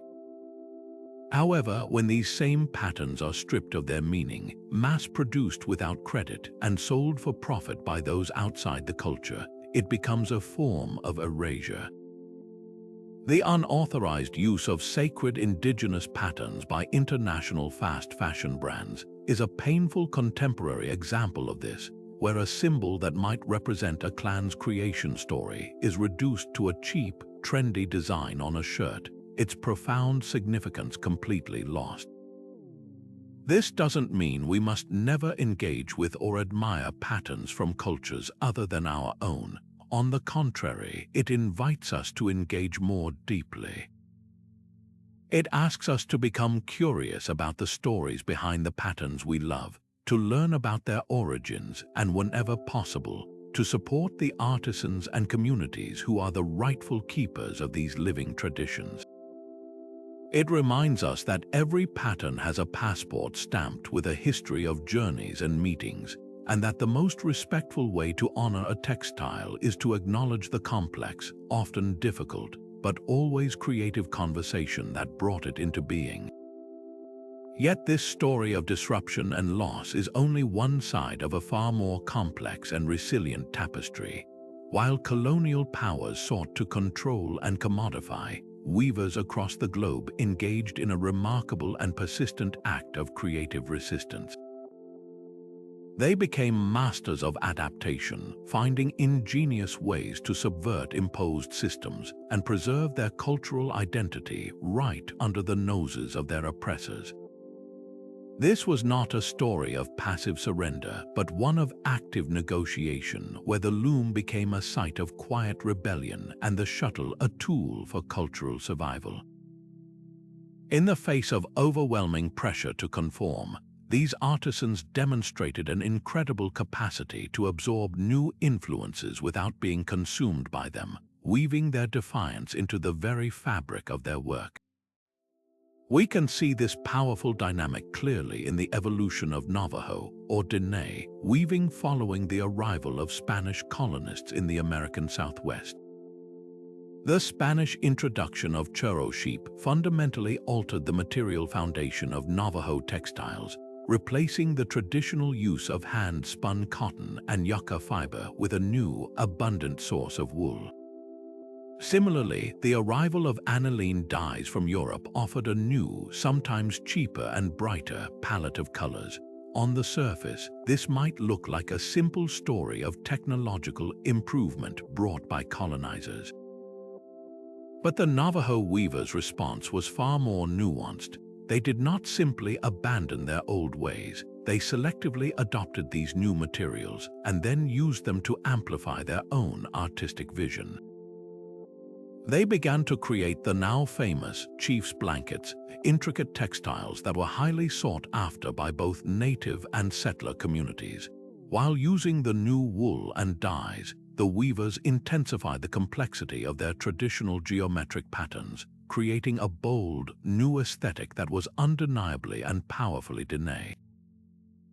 The blankets became a valuable trade item, giving the weavers a degree of economic autonomy and ensuring that their cultural production remained central to their community's survival. The loom, in this context, became an engine of both economic and cultural resilience. A world away on the Indian subcontinent, the impact of British colonialism tells a different but equally profound story of disruption and adaptation. For centuries, India had been renowned for its magnificent textile production, particularly its hand-woven cottons and exquisite silks. The British East India Company, and later the British Raj, saw this thriving industry not as a cultural treasure to be admired, but as an economic rival to be dismantled and then exploited. They imposed crippling taxes on Indian handloom weavers, deliberately stifling local production to create a captive market for the cheap, mass-produced fabrics pouring out of the mechanized mills of Manchester and Lancashire. This brutal economic policy devastated entire weaving communities, pushing generations of skilled artisans into poverty and erasing centuries of specialized knowledge.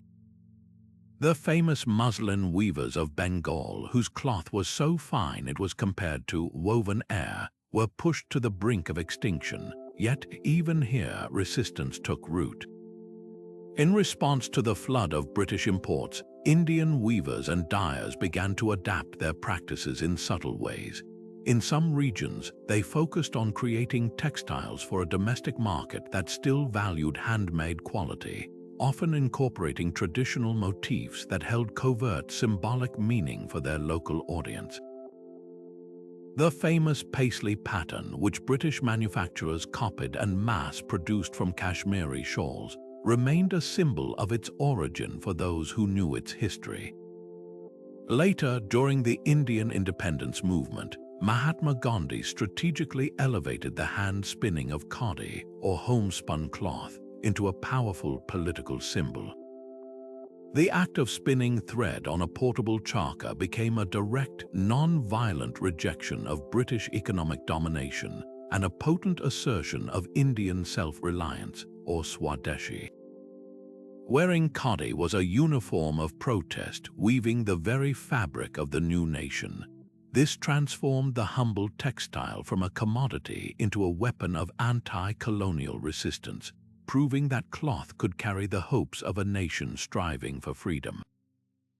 This history forces us to see these textiles not as static artifacts from a lost past, but as dynamic documents of encounter. They are layered records of a difficult dialogue between colonizer and colonized. A single blanket might contain Spanish wool, a synthetic dye from Germany, and a geometric pattern that maps the Diné, the Navajo homeland. A sari might blend a traditional Indian weaving technique with a floral motif introduced by the British, reinterpreted through a local lens. These are not impure or corrupted objects. They are testaments to incredible cultural endurance. They show us that weaving traditions did not simply die under colonialism. They changed, they adapted, and they found ways to persist. The patterns themselves became a form of memory, a way to stitch a culture back together after it had been pulled apart. They remind us that the story of colonialism is not just one of loss, but also one of incredible creativity under pressure, where the quiet, persistent act of weaving became a profound political act of remembering and enduring. And yet, despite the immense pressures of history and the relentless march of globalization, the ancient language of the loom is far from silent. In fact, we are living in a remarkable moment of global renaissance, a powerful revival where these traditional patterns are being rediscovered, reclaimed, and radically reinterpreted for a contemporary world. This isn't about dusty museums or sterile preservation. It's a vibrant, living movement where master weavers and a new generation of artists are engaging in a dynamic conversation with their heritage. They are asking a profound question: what do these ancient symbols have to say to us today? The answers are emerging in art galleries, in fashion studios, and in community workshops, where age-old techniques are being infused with entirely new meanings, connecting the wisdom of the past to the urgent conversations of our present. This revival is being powerfully fueled by a growing collective desire for authenticity and sustainability, a direct reaction to the anonymous, disposable nature of fast fashion and mass production. The slow fashion movement, in particular, has become a crucial ally for traditional weavers. It champions the very principles that have always been at the heart of their craft: the value of handmade quality, the importance of knowing the origin of your materials, and the deep connection between the maker, the wearer, and the environment. Consumers are increasingly seeking out garments and textiles with a story. And what story is richer than one woven into a pattern that has traveled through centuries? This new market provides a vital economic lifeline for weaving communities, allowing artisans to make a sustainable living from their skills rather than being forced to abandon them for other work. It transforms the weaver from a relic of the past into a vital contributor to a more ethical and conscious future, proving that these traditions hold not just cultural value, but immense practical solutions for a world grappling with the consequences of its own consumption. Nowhere is this revival more powerful and politically significant than in the hands of indigenous artists who are using these patterns to assert their identity and sovereignty in the modern world. Maori weavers in Aotearoa, New Zealand, provide a stunning example. Artists are taking the revered kauhewai patterns traditionally painted on the rafters of meeting houses and translating them into massive contemporary sculptural installations or weaving them with modern materials. A master weaver might create a stunning cloak using the ancient watu technique, but instead of using only traditional flax, they might incorporate strips of recycled videotape or metallic thread, creating a shimmering commentary on the intersection of their culture with the digital age. This act is far more than artistic innovation. It is a bold declaration that Maori culture is not frozen in time. It is dynamic, alive, and fully capable of engaging with the modern world on its own terms. Each contemporary piece woven with a traditional motif is a reassertion of presence, a way of saying, "We are still here, we are creating, and our visual language is as relevant today as it ever was." This spirit of adaptive innovation is blossoming globally. In Mexico, a new wave of designers is collaborating directly with Zapotec weavers from villages like Teotitlán del Valle. Together, they are reimagining the iconic geometric patterns and natural dye palettes for a global audience, creating everything from high-fashion runways to minimalist home decor. The key to these successful collaborations is a foundation of deep respect and fair compensation, ensuring that the weavers are recognized as artists and partners, not just anonymous labor.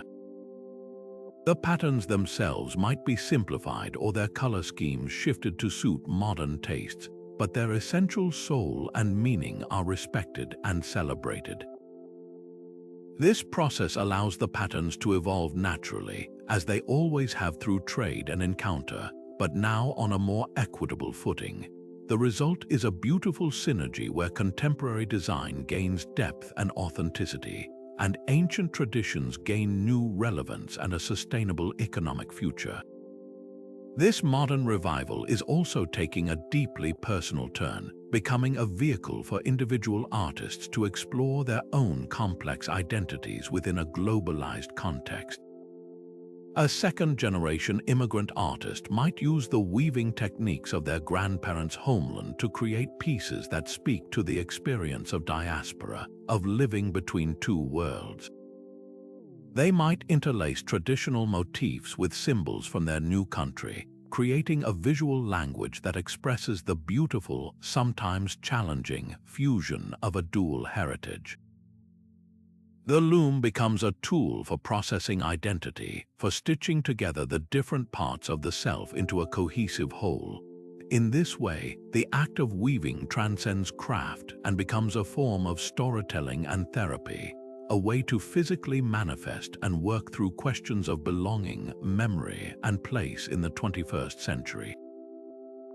This personal dimension adds yet another layer to the ongoing story of these patterns, proving that their capacity to hold and express human experience is truly limitless. To truly grasp the profound depth of Andean weaving, we must journey to the high-altitude villages of Peru, where the very air seems thin enough to touch the realm of the spirits, and where the act of weaving is not a mere craft, but a sacred dialogue with the cosmos.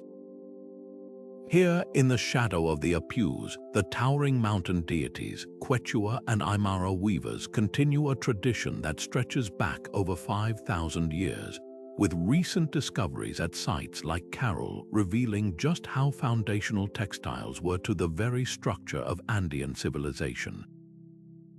Unlike in many other parts of the world, where textiles are often fragile and perishable, in the dry coastal and highland soils of Peru, these creations have survived for millennia, offering us an unparalleled window into a philosophy where the spiritual and the material are seamlessly intertwined. Every thread spun, every color chosen, and every pattern plotted is a conscious act of world-building, a way of encoding an entire holistic worldview into a tangible, touchable form. This is not art for art's sake. It is a functional, living cosmology rendered in alpaca wool and cotton. At the heart of this woven philosophy lies the chacana, or the Andean cross. This stepped cross pattern is far more than a geometric design. It is the central organizing principle of the Inca and pre-Inca universe. Its three distinct levels represent the three worlds of existence: the Aku Pacha, the lower world of the ancestors, the subconscious, and the origins of life; the K Pacha, our present, everyday world of human existence; and the Honan Pacha, the upper world of the stars, the gods, and the future potential. The hole in the center of the cross symbolizes Cusco, which means navel in Quechua, representing the axis mundi, the cosmic center that connects all three realms. When a weaver incorporates the chacana into a textile, she is not just making a decoration. She is creating a portable cosmos, a map of reality that reminds the wearer of their place within this interconnected whole.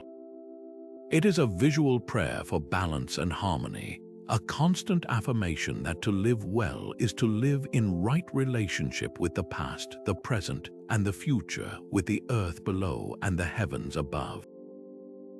This connection to the natural and spiritual realms is further articulated through a vibrant bestiary of animal motifs, each creature serving as a spiritual guide or a carrier of specific attributes. The condor, the largest flying bird in the Andes, is universally revered as a messenger to the Honan Pacha, the upper world. Its presence in a textile signifies a desire for clarity, vision, and a connection to the divine. In stark contrast, the puma represents the K Pacha, the middle world. It is the emblem of strength, power, and earthly leadership, its stealth and prowess qualities to be invoked for protection and success in daily life. And then there is the serpent, a symbol of the Aku Pacha, the underworld.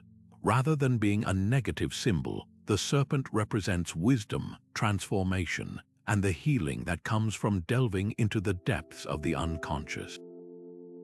A weaver might choose to depict these animals not in a literal way, but in a highly stylized geometric form, their essences distilled into patterns that can be read by those who know the code. Wearing a garment adorned with these symbols is akin to carrying a personal pantheon of guides, each offering its unique strength and wisdom to the wearer on their life's journey. The functionality of these textiles is a key to understanding their cultural weight. They are created for every significant moment in the cycle of life, death, and community. A finely woven aweo, or carrying cloth, is used by a mother to securely swaddle her infant on her back, the patterns on the cloth offering spiritual protection to the most vulnerable new life. That same child, upon reaching adulthood, might wear a poncho or a likla adorned with patterns that signal their specific village and family lineage, a wearable identity card. In marriage, couples are often wrapped together in a special textile, symbolizing their new united journey, and in death, the most intricate textiles of all are used as burial wrappings, ensuring the deceased is accompanied into the next world by the most beautiful and potent symbols of their culture. The body is seated in a fetal position, wrapped in layer upon layer of these exquisite weavings, preparing the soul for its rebirth. From the cradle to the grave, the textile is a constant companion, a second skin of cultural meaning. This incredible tradition, however, is not a fossilized relic. It is a testament to profound resilience. The Spanish conquest sought to systematically dismantle indigenous culture, imposing new gods, new languages, and new economic systems. Yet high in the Andes, the weavers adapted. They began to use the sheep introduced by the Spaniards, but they sheared them and spun the wool on their own traditional drop spindles. They sometimes incorporated the new, vibrant aniline dyes, but they used them to amplify their own ancestral patterns. Most remarkably, they began to weave subversive messages into their cloth for those who could read them. A textile that appeared to a Spanish priest to feature harmless floral motifs might in fact contain tiny, hidden condors and pumas, a silent act of cultural preservation and defiance. The loom became a sanctuary where the old gods could live on, hidden in plain sight, their stories and power preserved in the intricate language of thread and pattern. This case study of Peruvian textiles ultimately shows us that cultural memory is not always stored in libraries. Sometimes it is woven into something far more durable and far more personal, something that can be wrapped around the body for warmth, used to carry a child, or laid to rest with the dead, ensuring that the identity of a people remains unbroken, one stitch at a time. Now let us transport ourselves to the islands of Japan, where the art of kasari weaving elevates precision into a form of spiritual poetry. Kasari, the Japanese term for the ikat technique, is a discipline of breathtaking exactitude where threads are meticulously bound and resist dyed before they ever touch the loom to create patterns that appear as if they were painted onto the finished cloth with a whisper-soft brush. But to see kasari only as a technical marvel is to miss its true heart. In Japan, this craft is a silent language of blessing, where every motif, every blurred edge, carries a deep and specific wish for the well-being of the person who will wear or use the textile. This is where artistic mastery meets profound spiritual intent, creating objects that are designed not just to adorn the body, but to protect the soul. The symbolic vocabulary of Kasari is rich with meaning drawn from nature, mythology, and a deep desire for a fortunate life. Perhaps one of the most potent and beloved motifs is the tortoiseshell pattern, or kame common. In Japanese culture, the tortoise is a legendary creature believed to live for 10,000 years, making it an enduring symbol of longevity, resilience, and good fortune. To wear a kimono or use a futon cover adorned with the kame common pattern is to wrap oneself in a direct prayer for a long, healthy, and prosperous life. It is an act of optimistic embodiment, an invitation for those virtuous qualities to become part of the wearer's own spirit. Equally powerful is the yagasari pattern, which mimics the fletching of an arrow. In Japanese tradition, an arrow that is shot does not return. It moves forward inexorably on its path. This makes the arrow fletching a powerful symbol for a young woman, representing the hope that once she marries, she will not return to her parents' home but will move forward steadfastly into her new life with her husband. It is a wish for a strong, unwavering, and successful marriage, woven into the very fabric of her wedding trousseau. What makes Japanese kasari particularly profound is how these symbols are expressed through a technique that inherently embraces the philosophy of wabi-sabi, the aesthetic ideals centered on the acceptance of transience and imperfection. The very process of kasari is one of controlled uncertainty. No matter how skilled the artisan, the binding on the threads can never prevent every tiny wick of dye, resulting in patterns with characteristically soft, slightly blurred edges. Instead of seeing this as a flaw, Japanese aesthetics celebrate it. This softness is known as kasari no nioi, which translates poetically to the fragrance of kasari. It is this gentle, atmospheric quality that gives the textile its soul, a visual reminder of the beauty found in the imperfect and the handmade. It speaks to the acceptance of life's natural ebb and flow, making each piece uniquely expressive of the moment it was created and the hands that made it. The textile becomes a lesson in mindfulness, encouraging the wearer to appreciate beauty that is subtle, imperfect, and deeply authentic. The story of kasari in Japan is also a narrative of distinct regional identities, with the craft flourishing in specific areas and developing unique dialects within the broader language of ikat. The southern islands of Okinawa, with their rich history as the independent Ryukyu kingdom, developed a particularly vibrant kasari tradition known as Ryukyu kasari. Heavily influenced by centuries of trade with China, Korea, and Southeast Asia, Okinawan weavers incorporated bold, dynamic geometric patterns and a distinctive color palette featuring deep indigos, russet browns, and vibrant yellows. The motifs here often reflected the subtropical environment, with patterns inspired by ocean waves, snakes revered as guardian spirits, and stars guiding fishermen home. The kasari woven in Okinawa is thus more than just a textile.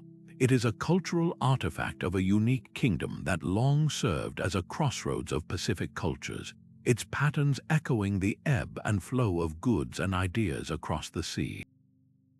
This beautiful case study in Japanese kasari reveals a cultural ecosystem where every aspect of the textile is intentional and meaningful. The motif is a specific wish. The technique is a philosophical statement. The slight imperfection is a celebrated feature.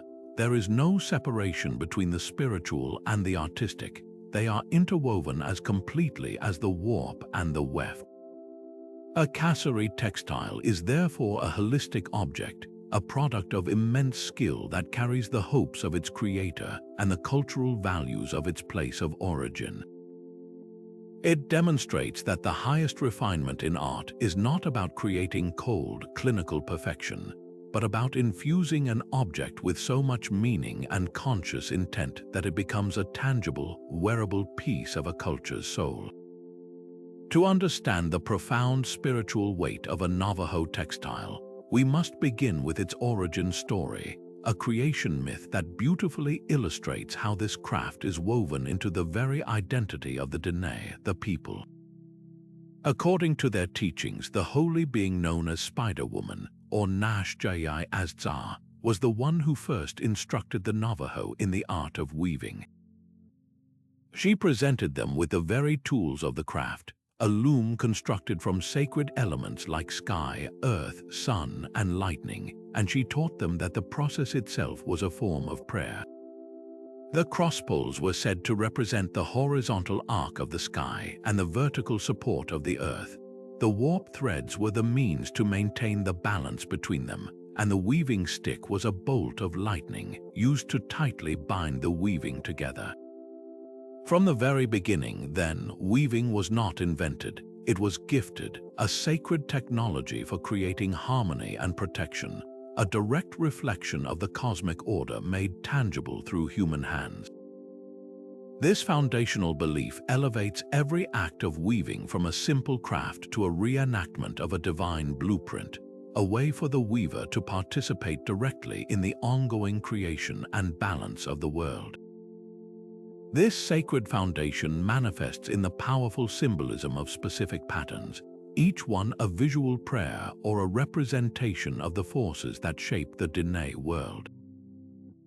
One of the most iconic and recognizable is the storm pattern. At first glance, it appears as a striking geometric arrangement, but to the initiated, it is a detailed map of the Navajo universe and the dynamic forces within it. The central motif is often a rectangular centerpiece, which represents the Dineta, the Navajo homeland, bounded by its 4 sacred mountains. Extending from each corner of this center are zigzag lines, which are unmistakably the forked tongues of lightning, connecting the earth to the sky. In the corners, you will often find symbols for wind, rain, and clouds. This pattern is not merely a depiction of a weather event, it is an invocation. It calls upon the life-giving forces of the summer rains, which are absolutely essential for survival in the arid high desert, while also acknowledging the destructive power that these same storms can unleash. To weave a storm pattern is to engage in a dialogue with nature itself, to weave a prayer for the blessing of rain and the renewal it brings, while also seeking protection from its potential for harm. Even more directly spiritual are the textiles that feature Ye figures. The Ye's are holy people, powerful supernatural beings who act as intermediaries between the Navajo people and the divine.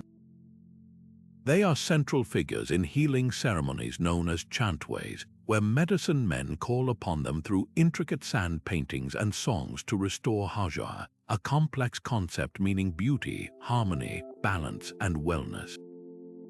To depict these sacred beings on a weaving is an act of immense significance and is not undertaken lightly. These textiles are often referred to as Ye by Che weavings, representing the Ye's in their impersonator form during ceremonies. The process of creating such a piece is itself a ceremonial act, often accompanied by prayers and songs to ensure the work is done in a respectful and proper way that maintains harmony. The finished textile is not a decorative tapestry. It is a permanent, portable manifestation of the holy people, a sacred object that retains their healing presence and protective power long after a specific ceremony has ended. To own or use such a weaving is to live constantly in the company of these benevolent spirits. The very act of weaving is, for many Navajo weavers, a deeply meditative and restorative practice. The rhythmic, repetitive motion of passing the shuttle, of beating the weft into place, becomes a form of moving meditation, aligning the weaver's thoughts and spirit with the principle of haja. The focus required to count threads and maintain a complex geometric pattern clears the mind of everyday worries, creating a state of concentrated peace. It is a time for reflection, for storytelling, and for connecting with the generations of weavers who have performed this same sacred act. This meditative quality is why weaving is often prescribed as a form of therapy and healing, especially for those who are grieving, unwell, or out of balance. The loom becomes a place to literally weave oneself back together, to restore order from chaos, one thread at a time. The process is as important as the product, a journey of spiritual recentering that results in an object imbued with the positive, harmonious energy of its creation. The survival of these profound traditions into the modern era is not a given. It is the result of immense resilience and the dedication of key figures who worked to preserve this knowledge during times of great hardship. One of the most important of these was Hosteen Kla, a truly remarkable individual born in 1867. Kla was a Navajo medicine man of the highest order, a master weaver, and a cultural bridge at a time when his people were facing intense pressure to assimilate. What made Kla unique was that he was a Nadlihi, a person who embodies both male and female spiritual qualities, which in Navajo culture is a gift and a sign of special ceremonial standing. This allowed him, a man, to be a master weaver in a tradition that was predominantly, though not exclusively, practiced by women. More importantly, he made the daring and controversial decision to permanently translate the sacred, impermanent sand paintings from healing ceremonies into woven textiles. These sand paintings are meant to be destroyed after their use to restore balance, and so creating permanent versions was a radical departure. Yet Kla, recognizing that ceremonial knowledge was at risk of being lost, worked with Anglo patrons to create these weavings as a lasting record for future generations. His work, which combined his deep spiritual authority with his unparalleled weaving skill, was instrumental in the revival and preservation of Navajo weaving in the early 20th century, ensuring that these sacred patterns would continue to speak to his people. This case study of Navajo weaving ultimately reveals a worldview where there is no separation between art, utility, and spirituality. A Navajo textile is a functional object of stunning beauty, a historical document encoding stories and beliefs, and a sacred, empowered entity all at once. It is a testament to a culture that sees creativity as a holy act and the loom as an altar. The patterns are a language that speaks of creation, of the land, and of the constant pursuit of harmony. They remind us that true art is not separate from life. It is woven into its very fabric, providing warmth, meaning, and a continuous connection to the divine.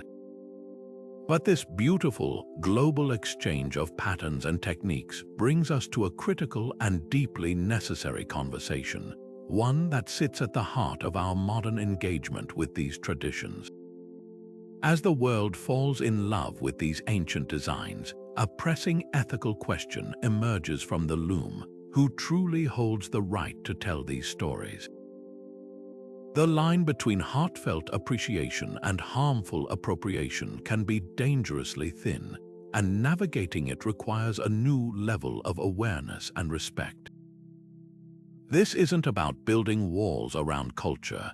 It's about building bridges of understanding, ensuring that our admiration for these beautiful patterns doesn't inadvertently silence the very communities who gave them life and meaning in the first place.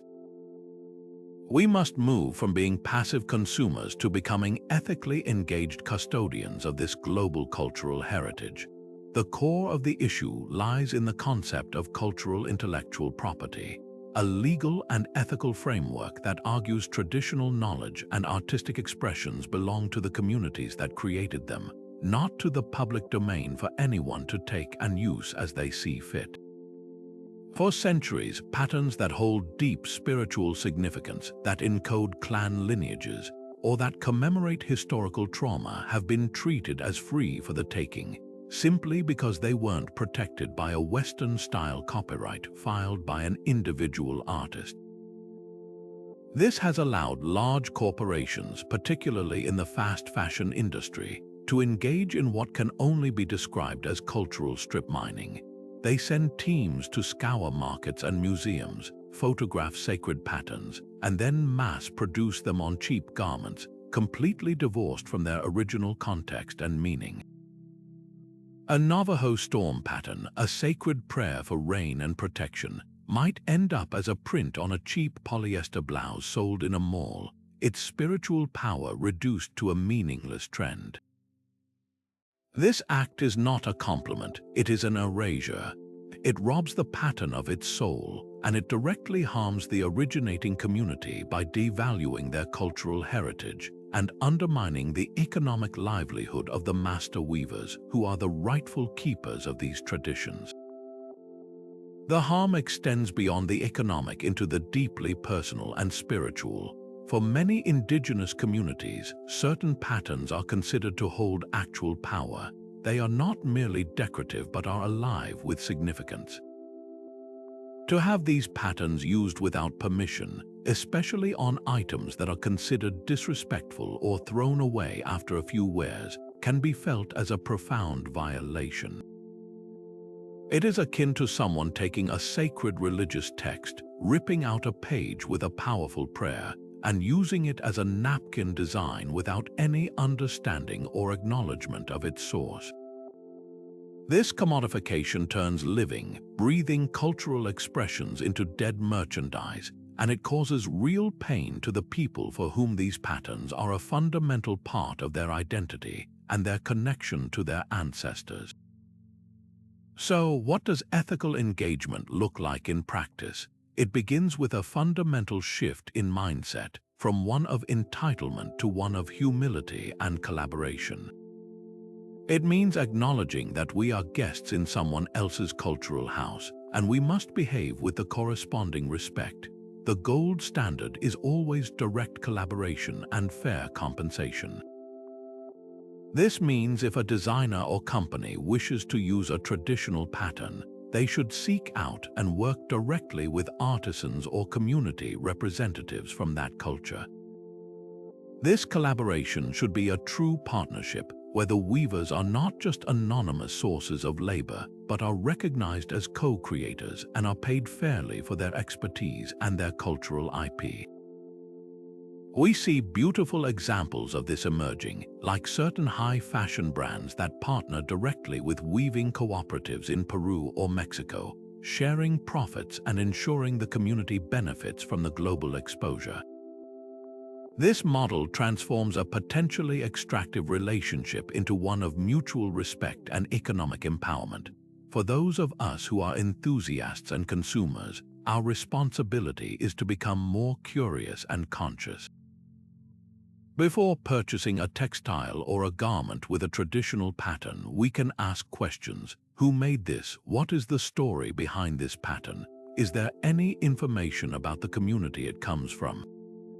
Supporting artisan-owned businesses, fair trade organizations, and companies that are transparent about their sourcing is a powerful way to vote with our wallets for a more ethical future.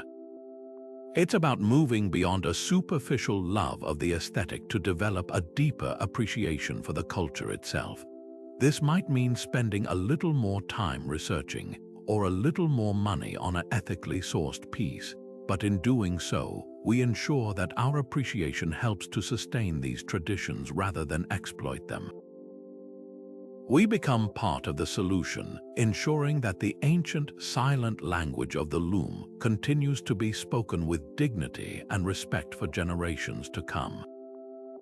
While our journey so far has taken us deep into the human stories and spiritual significance woven into these textiles, a new and equally fascinating chapter is being written not on the loom, but on the computer screen.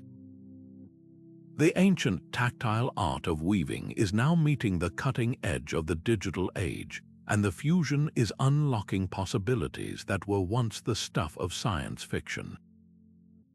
Advanced technology is providing us with a powerful new set of eyes, allowing us to see these patterns in ways our ancestors could never have imagined, revealing hidden connections and preserving fragile knowledge for the future.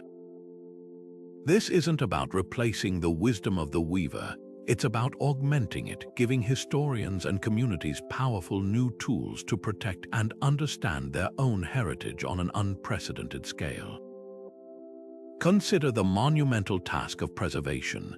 Many of the world's most significant textiles are incredibly fragile, locked away in museum vaults under strict climate control, too delicate to be handled regularly or displayed under light for extended periods. This protects the physical object, but it also hides it from view, making study and appreciation incredibly difficult. This is where high-resolution digital imaging becomes nothing short of revolutionary. Projects like the magnificent Andean Textile Atlas are undertaking the huge endeavor of creating ultra-high-definition scans of thousands of textiles.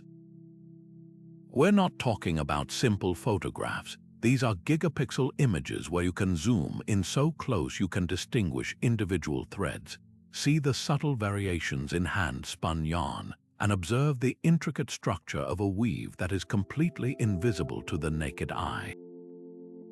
A researcher in Berlin can now study the exact tying technique of a 2,000-year-old Paracas textile from Peru without ever risking damage to the original. This technology creates a perfect, permanent digital surrogate, ensuring that even if the physical cloth eventually succumbs to time, its entire visual essence is preserved in perfect detail for all future generations to study and admire. But the real magic begins when we hand these vast digital archives over to artificial intelligence.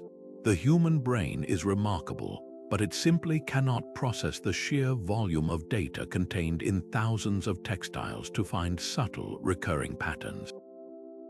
An AI algorithm, however, thrives on this task. Researchers are now training machine learning systems to scan through these digital collections and identify motifs that recur across different cultures and time periods.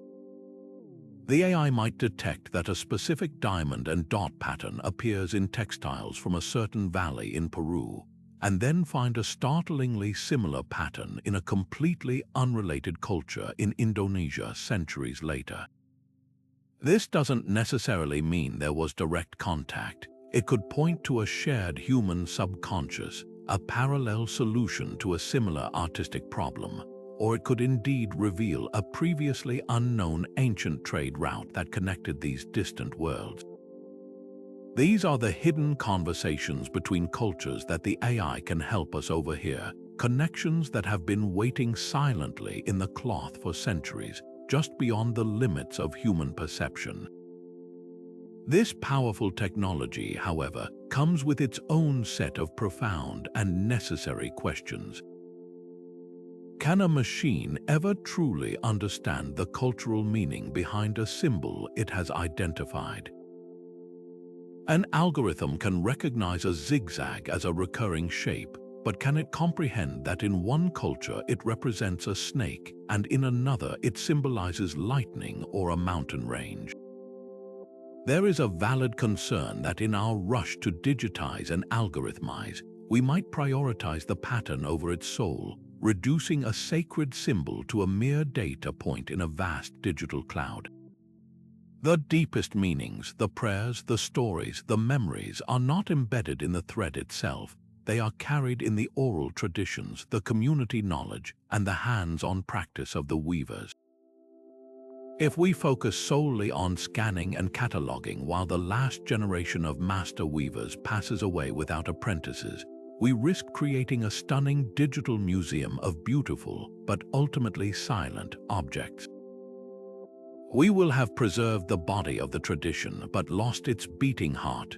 The challenge, then, is one of balance. Technology offers us an incredible opportunity, but it must be used as a tool in service to the living culture, not as a replacement for it. The most successful projects are those that are collaborative from the start, developed in partnership with the source communities. Imagine a database where an AI identifies a motif, but the accompanying interpretation is provided by an elder from the community that still weaves it, explaining its name, its story, and its proper use. This creates a powerful feedback loop where technology handles the massive scale of data analysis, and human knowledge provides the essential context and meaning. It allows a young person in a diaspora community to search an online archive for their ancestral patterns, hear the stories behind them from a recorded elder, and even access digital tutorials to learn the techniques themselves. In this model, technology doesn't distance us from tradition. It can actually help rebuild cultural bridges that were fractured by time and distance. The goal is not to let the algorithm become the authority, but to use it as the most powerful library card catalog ever invented, one that can instantly connect a curious mind anywhere in the world with the profound depth of human creativity stored in every thread. The conversation between the ancient loom and the modern world is far from over. In fact, it is exploding with a new, urgent relevance in the hands of today's artists and designers. This is not a simple act of nostalgia or a trend of borrowing a vintage aesthetic. What we are witnessing is a profound and critical engagement, where traditional patterns are being consciously reactivated as a powerful visual language to dissect the most pressing issues of our time: identity in a globalized world, the climate crisis, and the very nature of value in our consumerist society. These contemporary creators are not just using the patterns, they are in a deep dialogue with them, asking what these age-old symbols have to say about who we are now and where we might be going. Perhaps no artist embodies this spirit more powerfully than Anatolia, whose monumental, shimmering installations have redefined what a textile can be. Anatolia, who is from Ghana and works in Nigeria, does not weave in the traditional sense. Instead, he gathers thousands of discarded metal scraps, liquor bottle caps, printing plates, tin cans, materials that are themselves the stark detritus of global trade and colonial history. He and his team painstakingly fold, twist, and wire these pieces together into vast, flexible sheets that recall everything from royal Kent cloth to the intricate patterns of chainmail. When draped over buildings or cascading down gallery walls, these works are breathtakingly beautiful from a distance, their surfaces catching the light like gold or silk. But up close, you see the truth, the humble, crushed aluminum of a discarded bottle cap. This is the core of his genius critique. He takes the worthless, the thrown away, the evidence of our consumption, and through immense labor and a deep understanding of textile logic, he transmutes it into something of staggering value and beauty. His work is a direct commentary on the cycles of consumption and waste, but also a hopeful proposition about transformation and the potential for finding new meaning and connection in what we have cast aside. He uses the language of cloth to talk about the environment, the economy, and the complex history of exchange between Africa and the West, proving that a textile can be one of the most potent forms of social commentary. This reinvention of traditional motifs is also dramatically reshaping the landscape of fashion, moving beyond mere appropriation into a space of collaboration and reclamation. We are seeing a powerful shift where designers from marginalized communities are working directly with master weavers to bring their cultural patterns onto the global runway, but on their own terms. A Maya designer from Guatemala, for instance, might collaborate with weavers in her home village to create a contemporary dress that features a traditional Huipul's complex brocade patterns, but cuts it into a modern silhouette. This act is profoundly significant.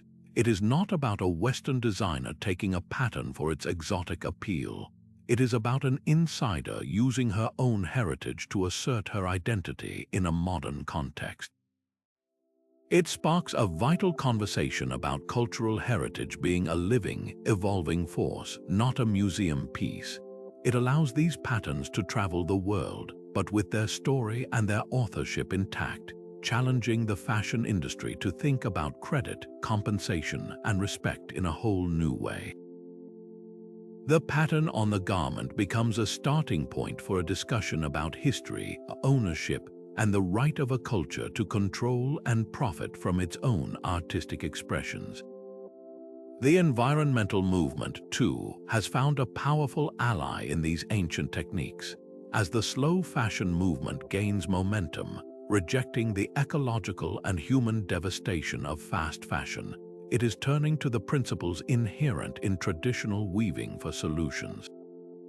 These are principles of sustainability by default, using locally sourced natural materials, employing low-impact plant-based dyes, and creating garments that are built to last for generations, not just a single season.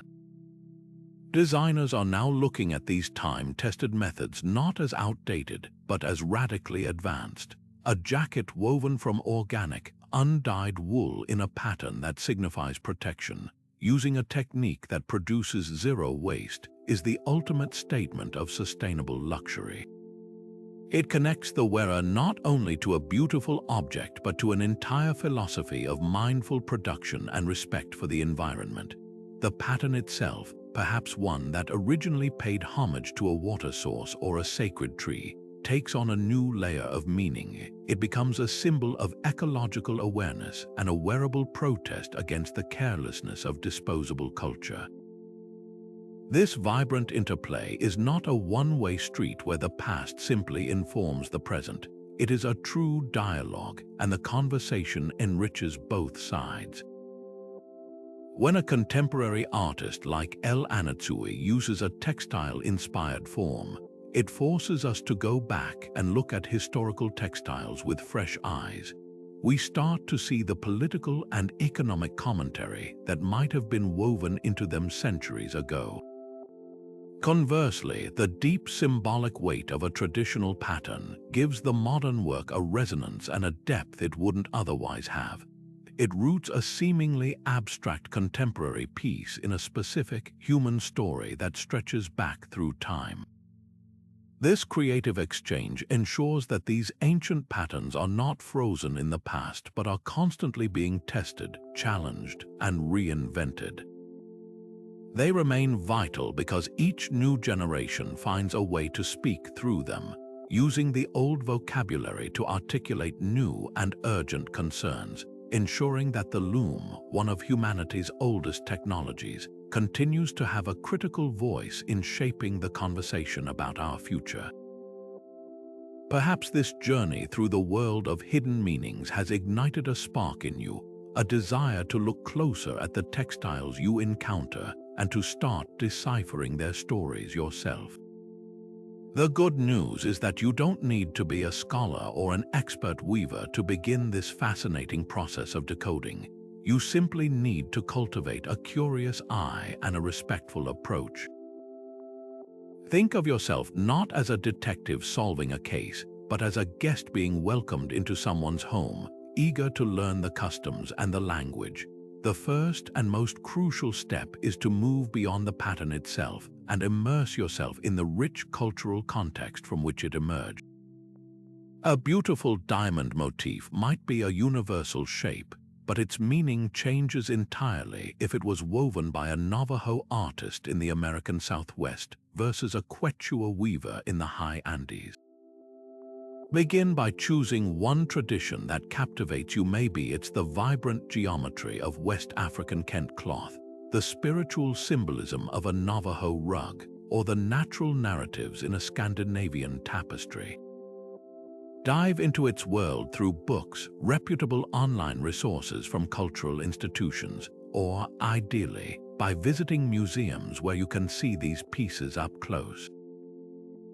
Notice how the texture of the wool, the subtle variations in hand-dyed color, and the sheer physical presence of the textile tell a story that a photograph simply cannot capture.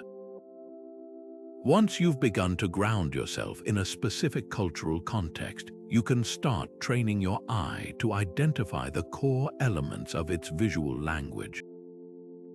This is where the real fun begins. Get a notebook and start looking for recurring motifs, colors, and technical structures. If you're studying Anatolian kilims, you might notice the elabilant motif, the hands-on, hips figure symbolizing motherhood and fertility, appearing again and again.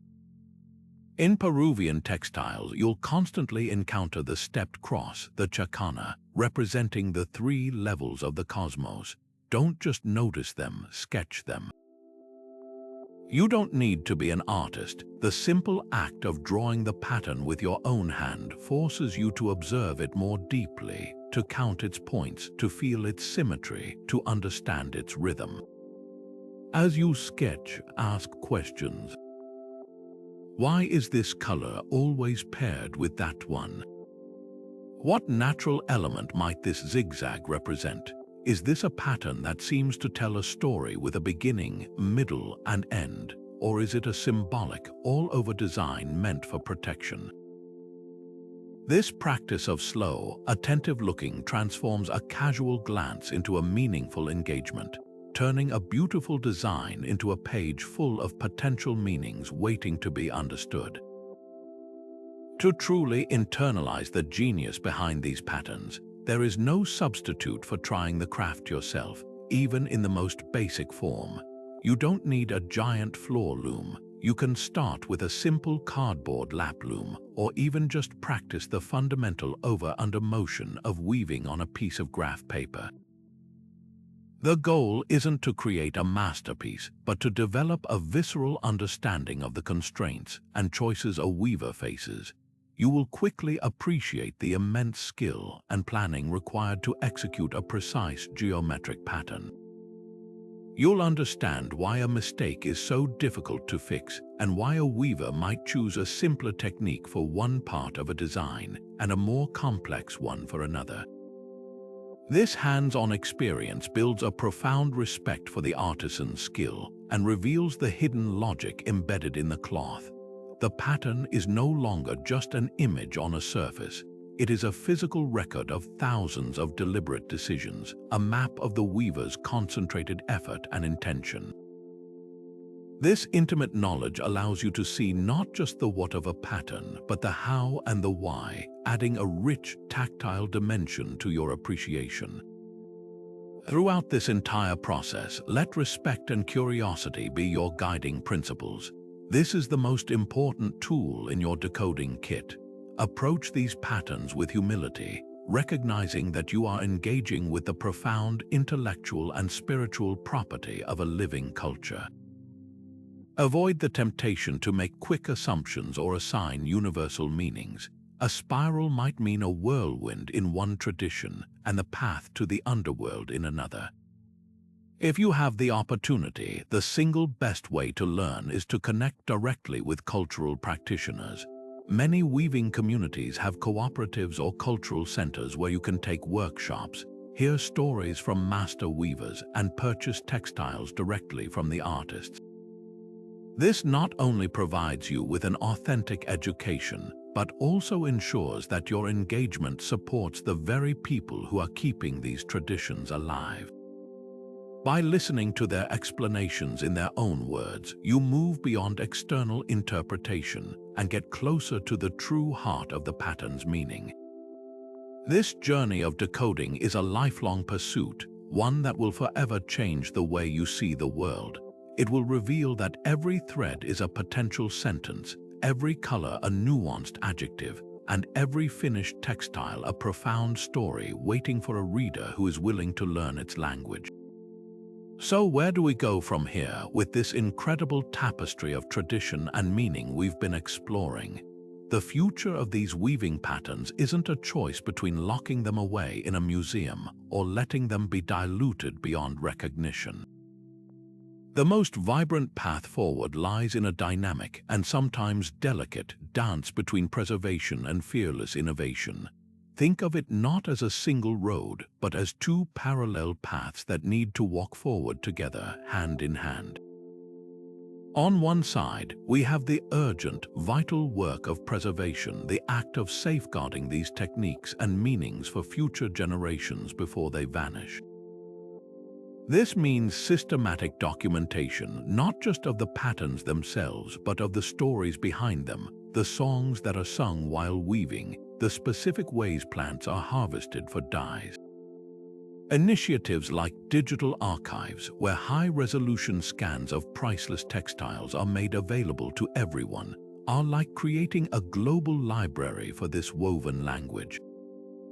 But even more important are the living, breathing teaching initiatives that connect master weavers with eager apprentices, ensuring that the knowledge isn't just recorded, but is actively passed down through the intimate, hands-on rhythm of the loom. This transmission of skill is the heartbeat of preservation, and it must be supported by economic initiatives that make weaving a viable, respected livelihood, not just a nostalgic hobby. When a young person can see a future, can support a family, and can gain cultural prestige through weaving, the incentive to learn and continue the tradition becomes powerfully real. Simultaneously, on the other path, we have the thrilling pulse of innovation. For any tradition to truly survive, it cannot be static. It must be allowed to breathe, to adapt, and to speak to the present moment. This is where contemporary artists and designers enter the conversation, not as outsiders taking, but as engaged participants who are in a deep dialogue with the past. They are reinterpreting traditional patterns for a modern context, asking what a centuries-old geometric motif might have to say about digital connectivity, or how a color palette rooted in local plants can comment on global environmental concerns. We see this in breathtaking collaborative projects where, for instance, a graphic designer from a major city partners with a weaving cooperative in a remote village. Together, they might adapt an ancestral pattern for a stunning modern interior design piece, ensuring the original artisans are credited, compensated, and are active creative partners in the process. This isn't appropriation. It's a respectful evolution, a way of allowing the pattern to find new relevance and a new audience, all while keeping its cultural roots firmly intact and economically supported. And then there are the external forces that are already shaping this future, demanding adaptation. Climate change, for one, is directly impacting the very materials weavers have relied on for millennia. Shifts in temperature and rainfall are affecting the availability of specific plants used for dyes and fibers. In response, we see incredible ingenuity emerging. Some communities are returning to even more ancient, drought-resistant plants, while others are experimenting with new, sustainable materials, perhaps incorporating recycled fabrics or ethically sourced alternatives into their work. The patterns themselves might begin to tell new stories, reflecting concerns about water scarcity or celebrating resilient species. Globalization, too, presents a dual challenge. While it can threaten traditions with homogenization, it also creates unprecedented opportunities for connection. A weaver in Osaka can now sell her textiles directly to a global audience online, gaining economic independence and cultural recognition without intermediaries. Digital platforms allow for the sharing of techniques and patterns across continents, fostering a new kind of cross-cultural pollination that is conscious, ethical, and celebratory rather than extractive. This dynamic, evolving future promises that weaving will never become a dead language. It will continue to be a living, breathing art form, a continuous conversation across time. The ancient wisdom encoded in these patterns, the respect for nature, the understanding of community, the connection to the spiritual, remains incredibly relevant. Our modern world, with its focus on sustainability, ethical production, and meaningful connection, is actually catching up to the values that have been woven into these textiles for thousands of years. The loom of the future might be surrounded by both traditional drop spindles and digital tablets, but its purpose remains the same: to turn raw materials into meaning, to spin thread into story, and to carry the deepest truths of human experience forward, one beautiful, resilient pattern at a time. And so our journey across continents and through centuries comes to a close, but the realizations it leaves us with are only just beginning to unfold. We have ventured together into a world where a simple thread is never just a thread, where a diamond pattern is a map of the cosmos, and where the choice of a single color can be a quiet act of defiance. These textiles are far more than artifacts behind glass. They are living, breathing testaments to the unbreakable human spirit. They show us that when people were denied the right to write their history, they wove it instead. When their voices were silenced, they spoke through symbols. When their land was taken, they mapped it in wool and cotton. This is the profound power we have uncovered, the power of cloth to act as a shield for identity, a vessel for memory, and a silent, enduring shout of resilience that echoes long after the weaver's hands have stilled. This deeper understanding comes with a beautiful responsibility, a call to transform how we see the world that surrounds us every single day. That blanket draped over your sofa, the rug in your hallway, the pattern on a friend's shirt, they are no longer just decorative items. They are potential stories waiting to be read. I encourage you to cultivate a new kind of curiosity. When you see an intriguing pattern, pause for a moment. Wonder about its origin, ask questions: who might have made this? What could this symbol mean? What story is it trying to tell? This shift in perspective turns every trip to a museum, every browse through a market, into a potential adventure in decoding. Share what you find. The conversation itself is a form of preservation. Your newfound appreciation is the first step toward becoming a guardian of these traditions, ensuring that the incredible depth of meaning woven into these patterns is recognized, respected, and most importantly, kept alive. The story does not end here. This is merely one thread in a vast and magnificent tapestry of historical mysteries waiting to be explored. If this journey into the secret language of weaving has captivated you, just imagine what other hidden histories are out there, whispering to us from the past. I invite you to join our community of curious minds. Share your own discoveries and thoughts in the comments below. What was the most surprising hidden meaning you learned about today? And if you want to continue unraveling the world's greatest mysteries with me, make sure to subscribe and hit the bell so you don't miss our next deep dive. Thank you for weaving through this history with me. Until our next adventure, keep looking closer, questioning deeper, and discovering the incredible stories that are woven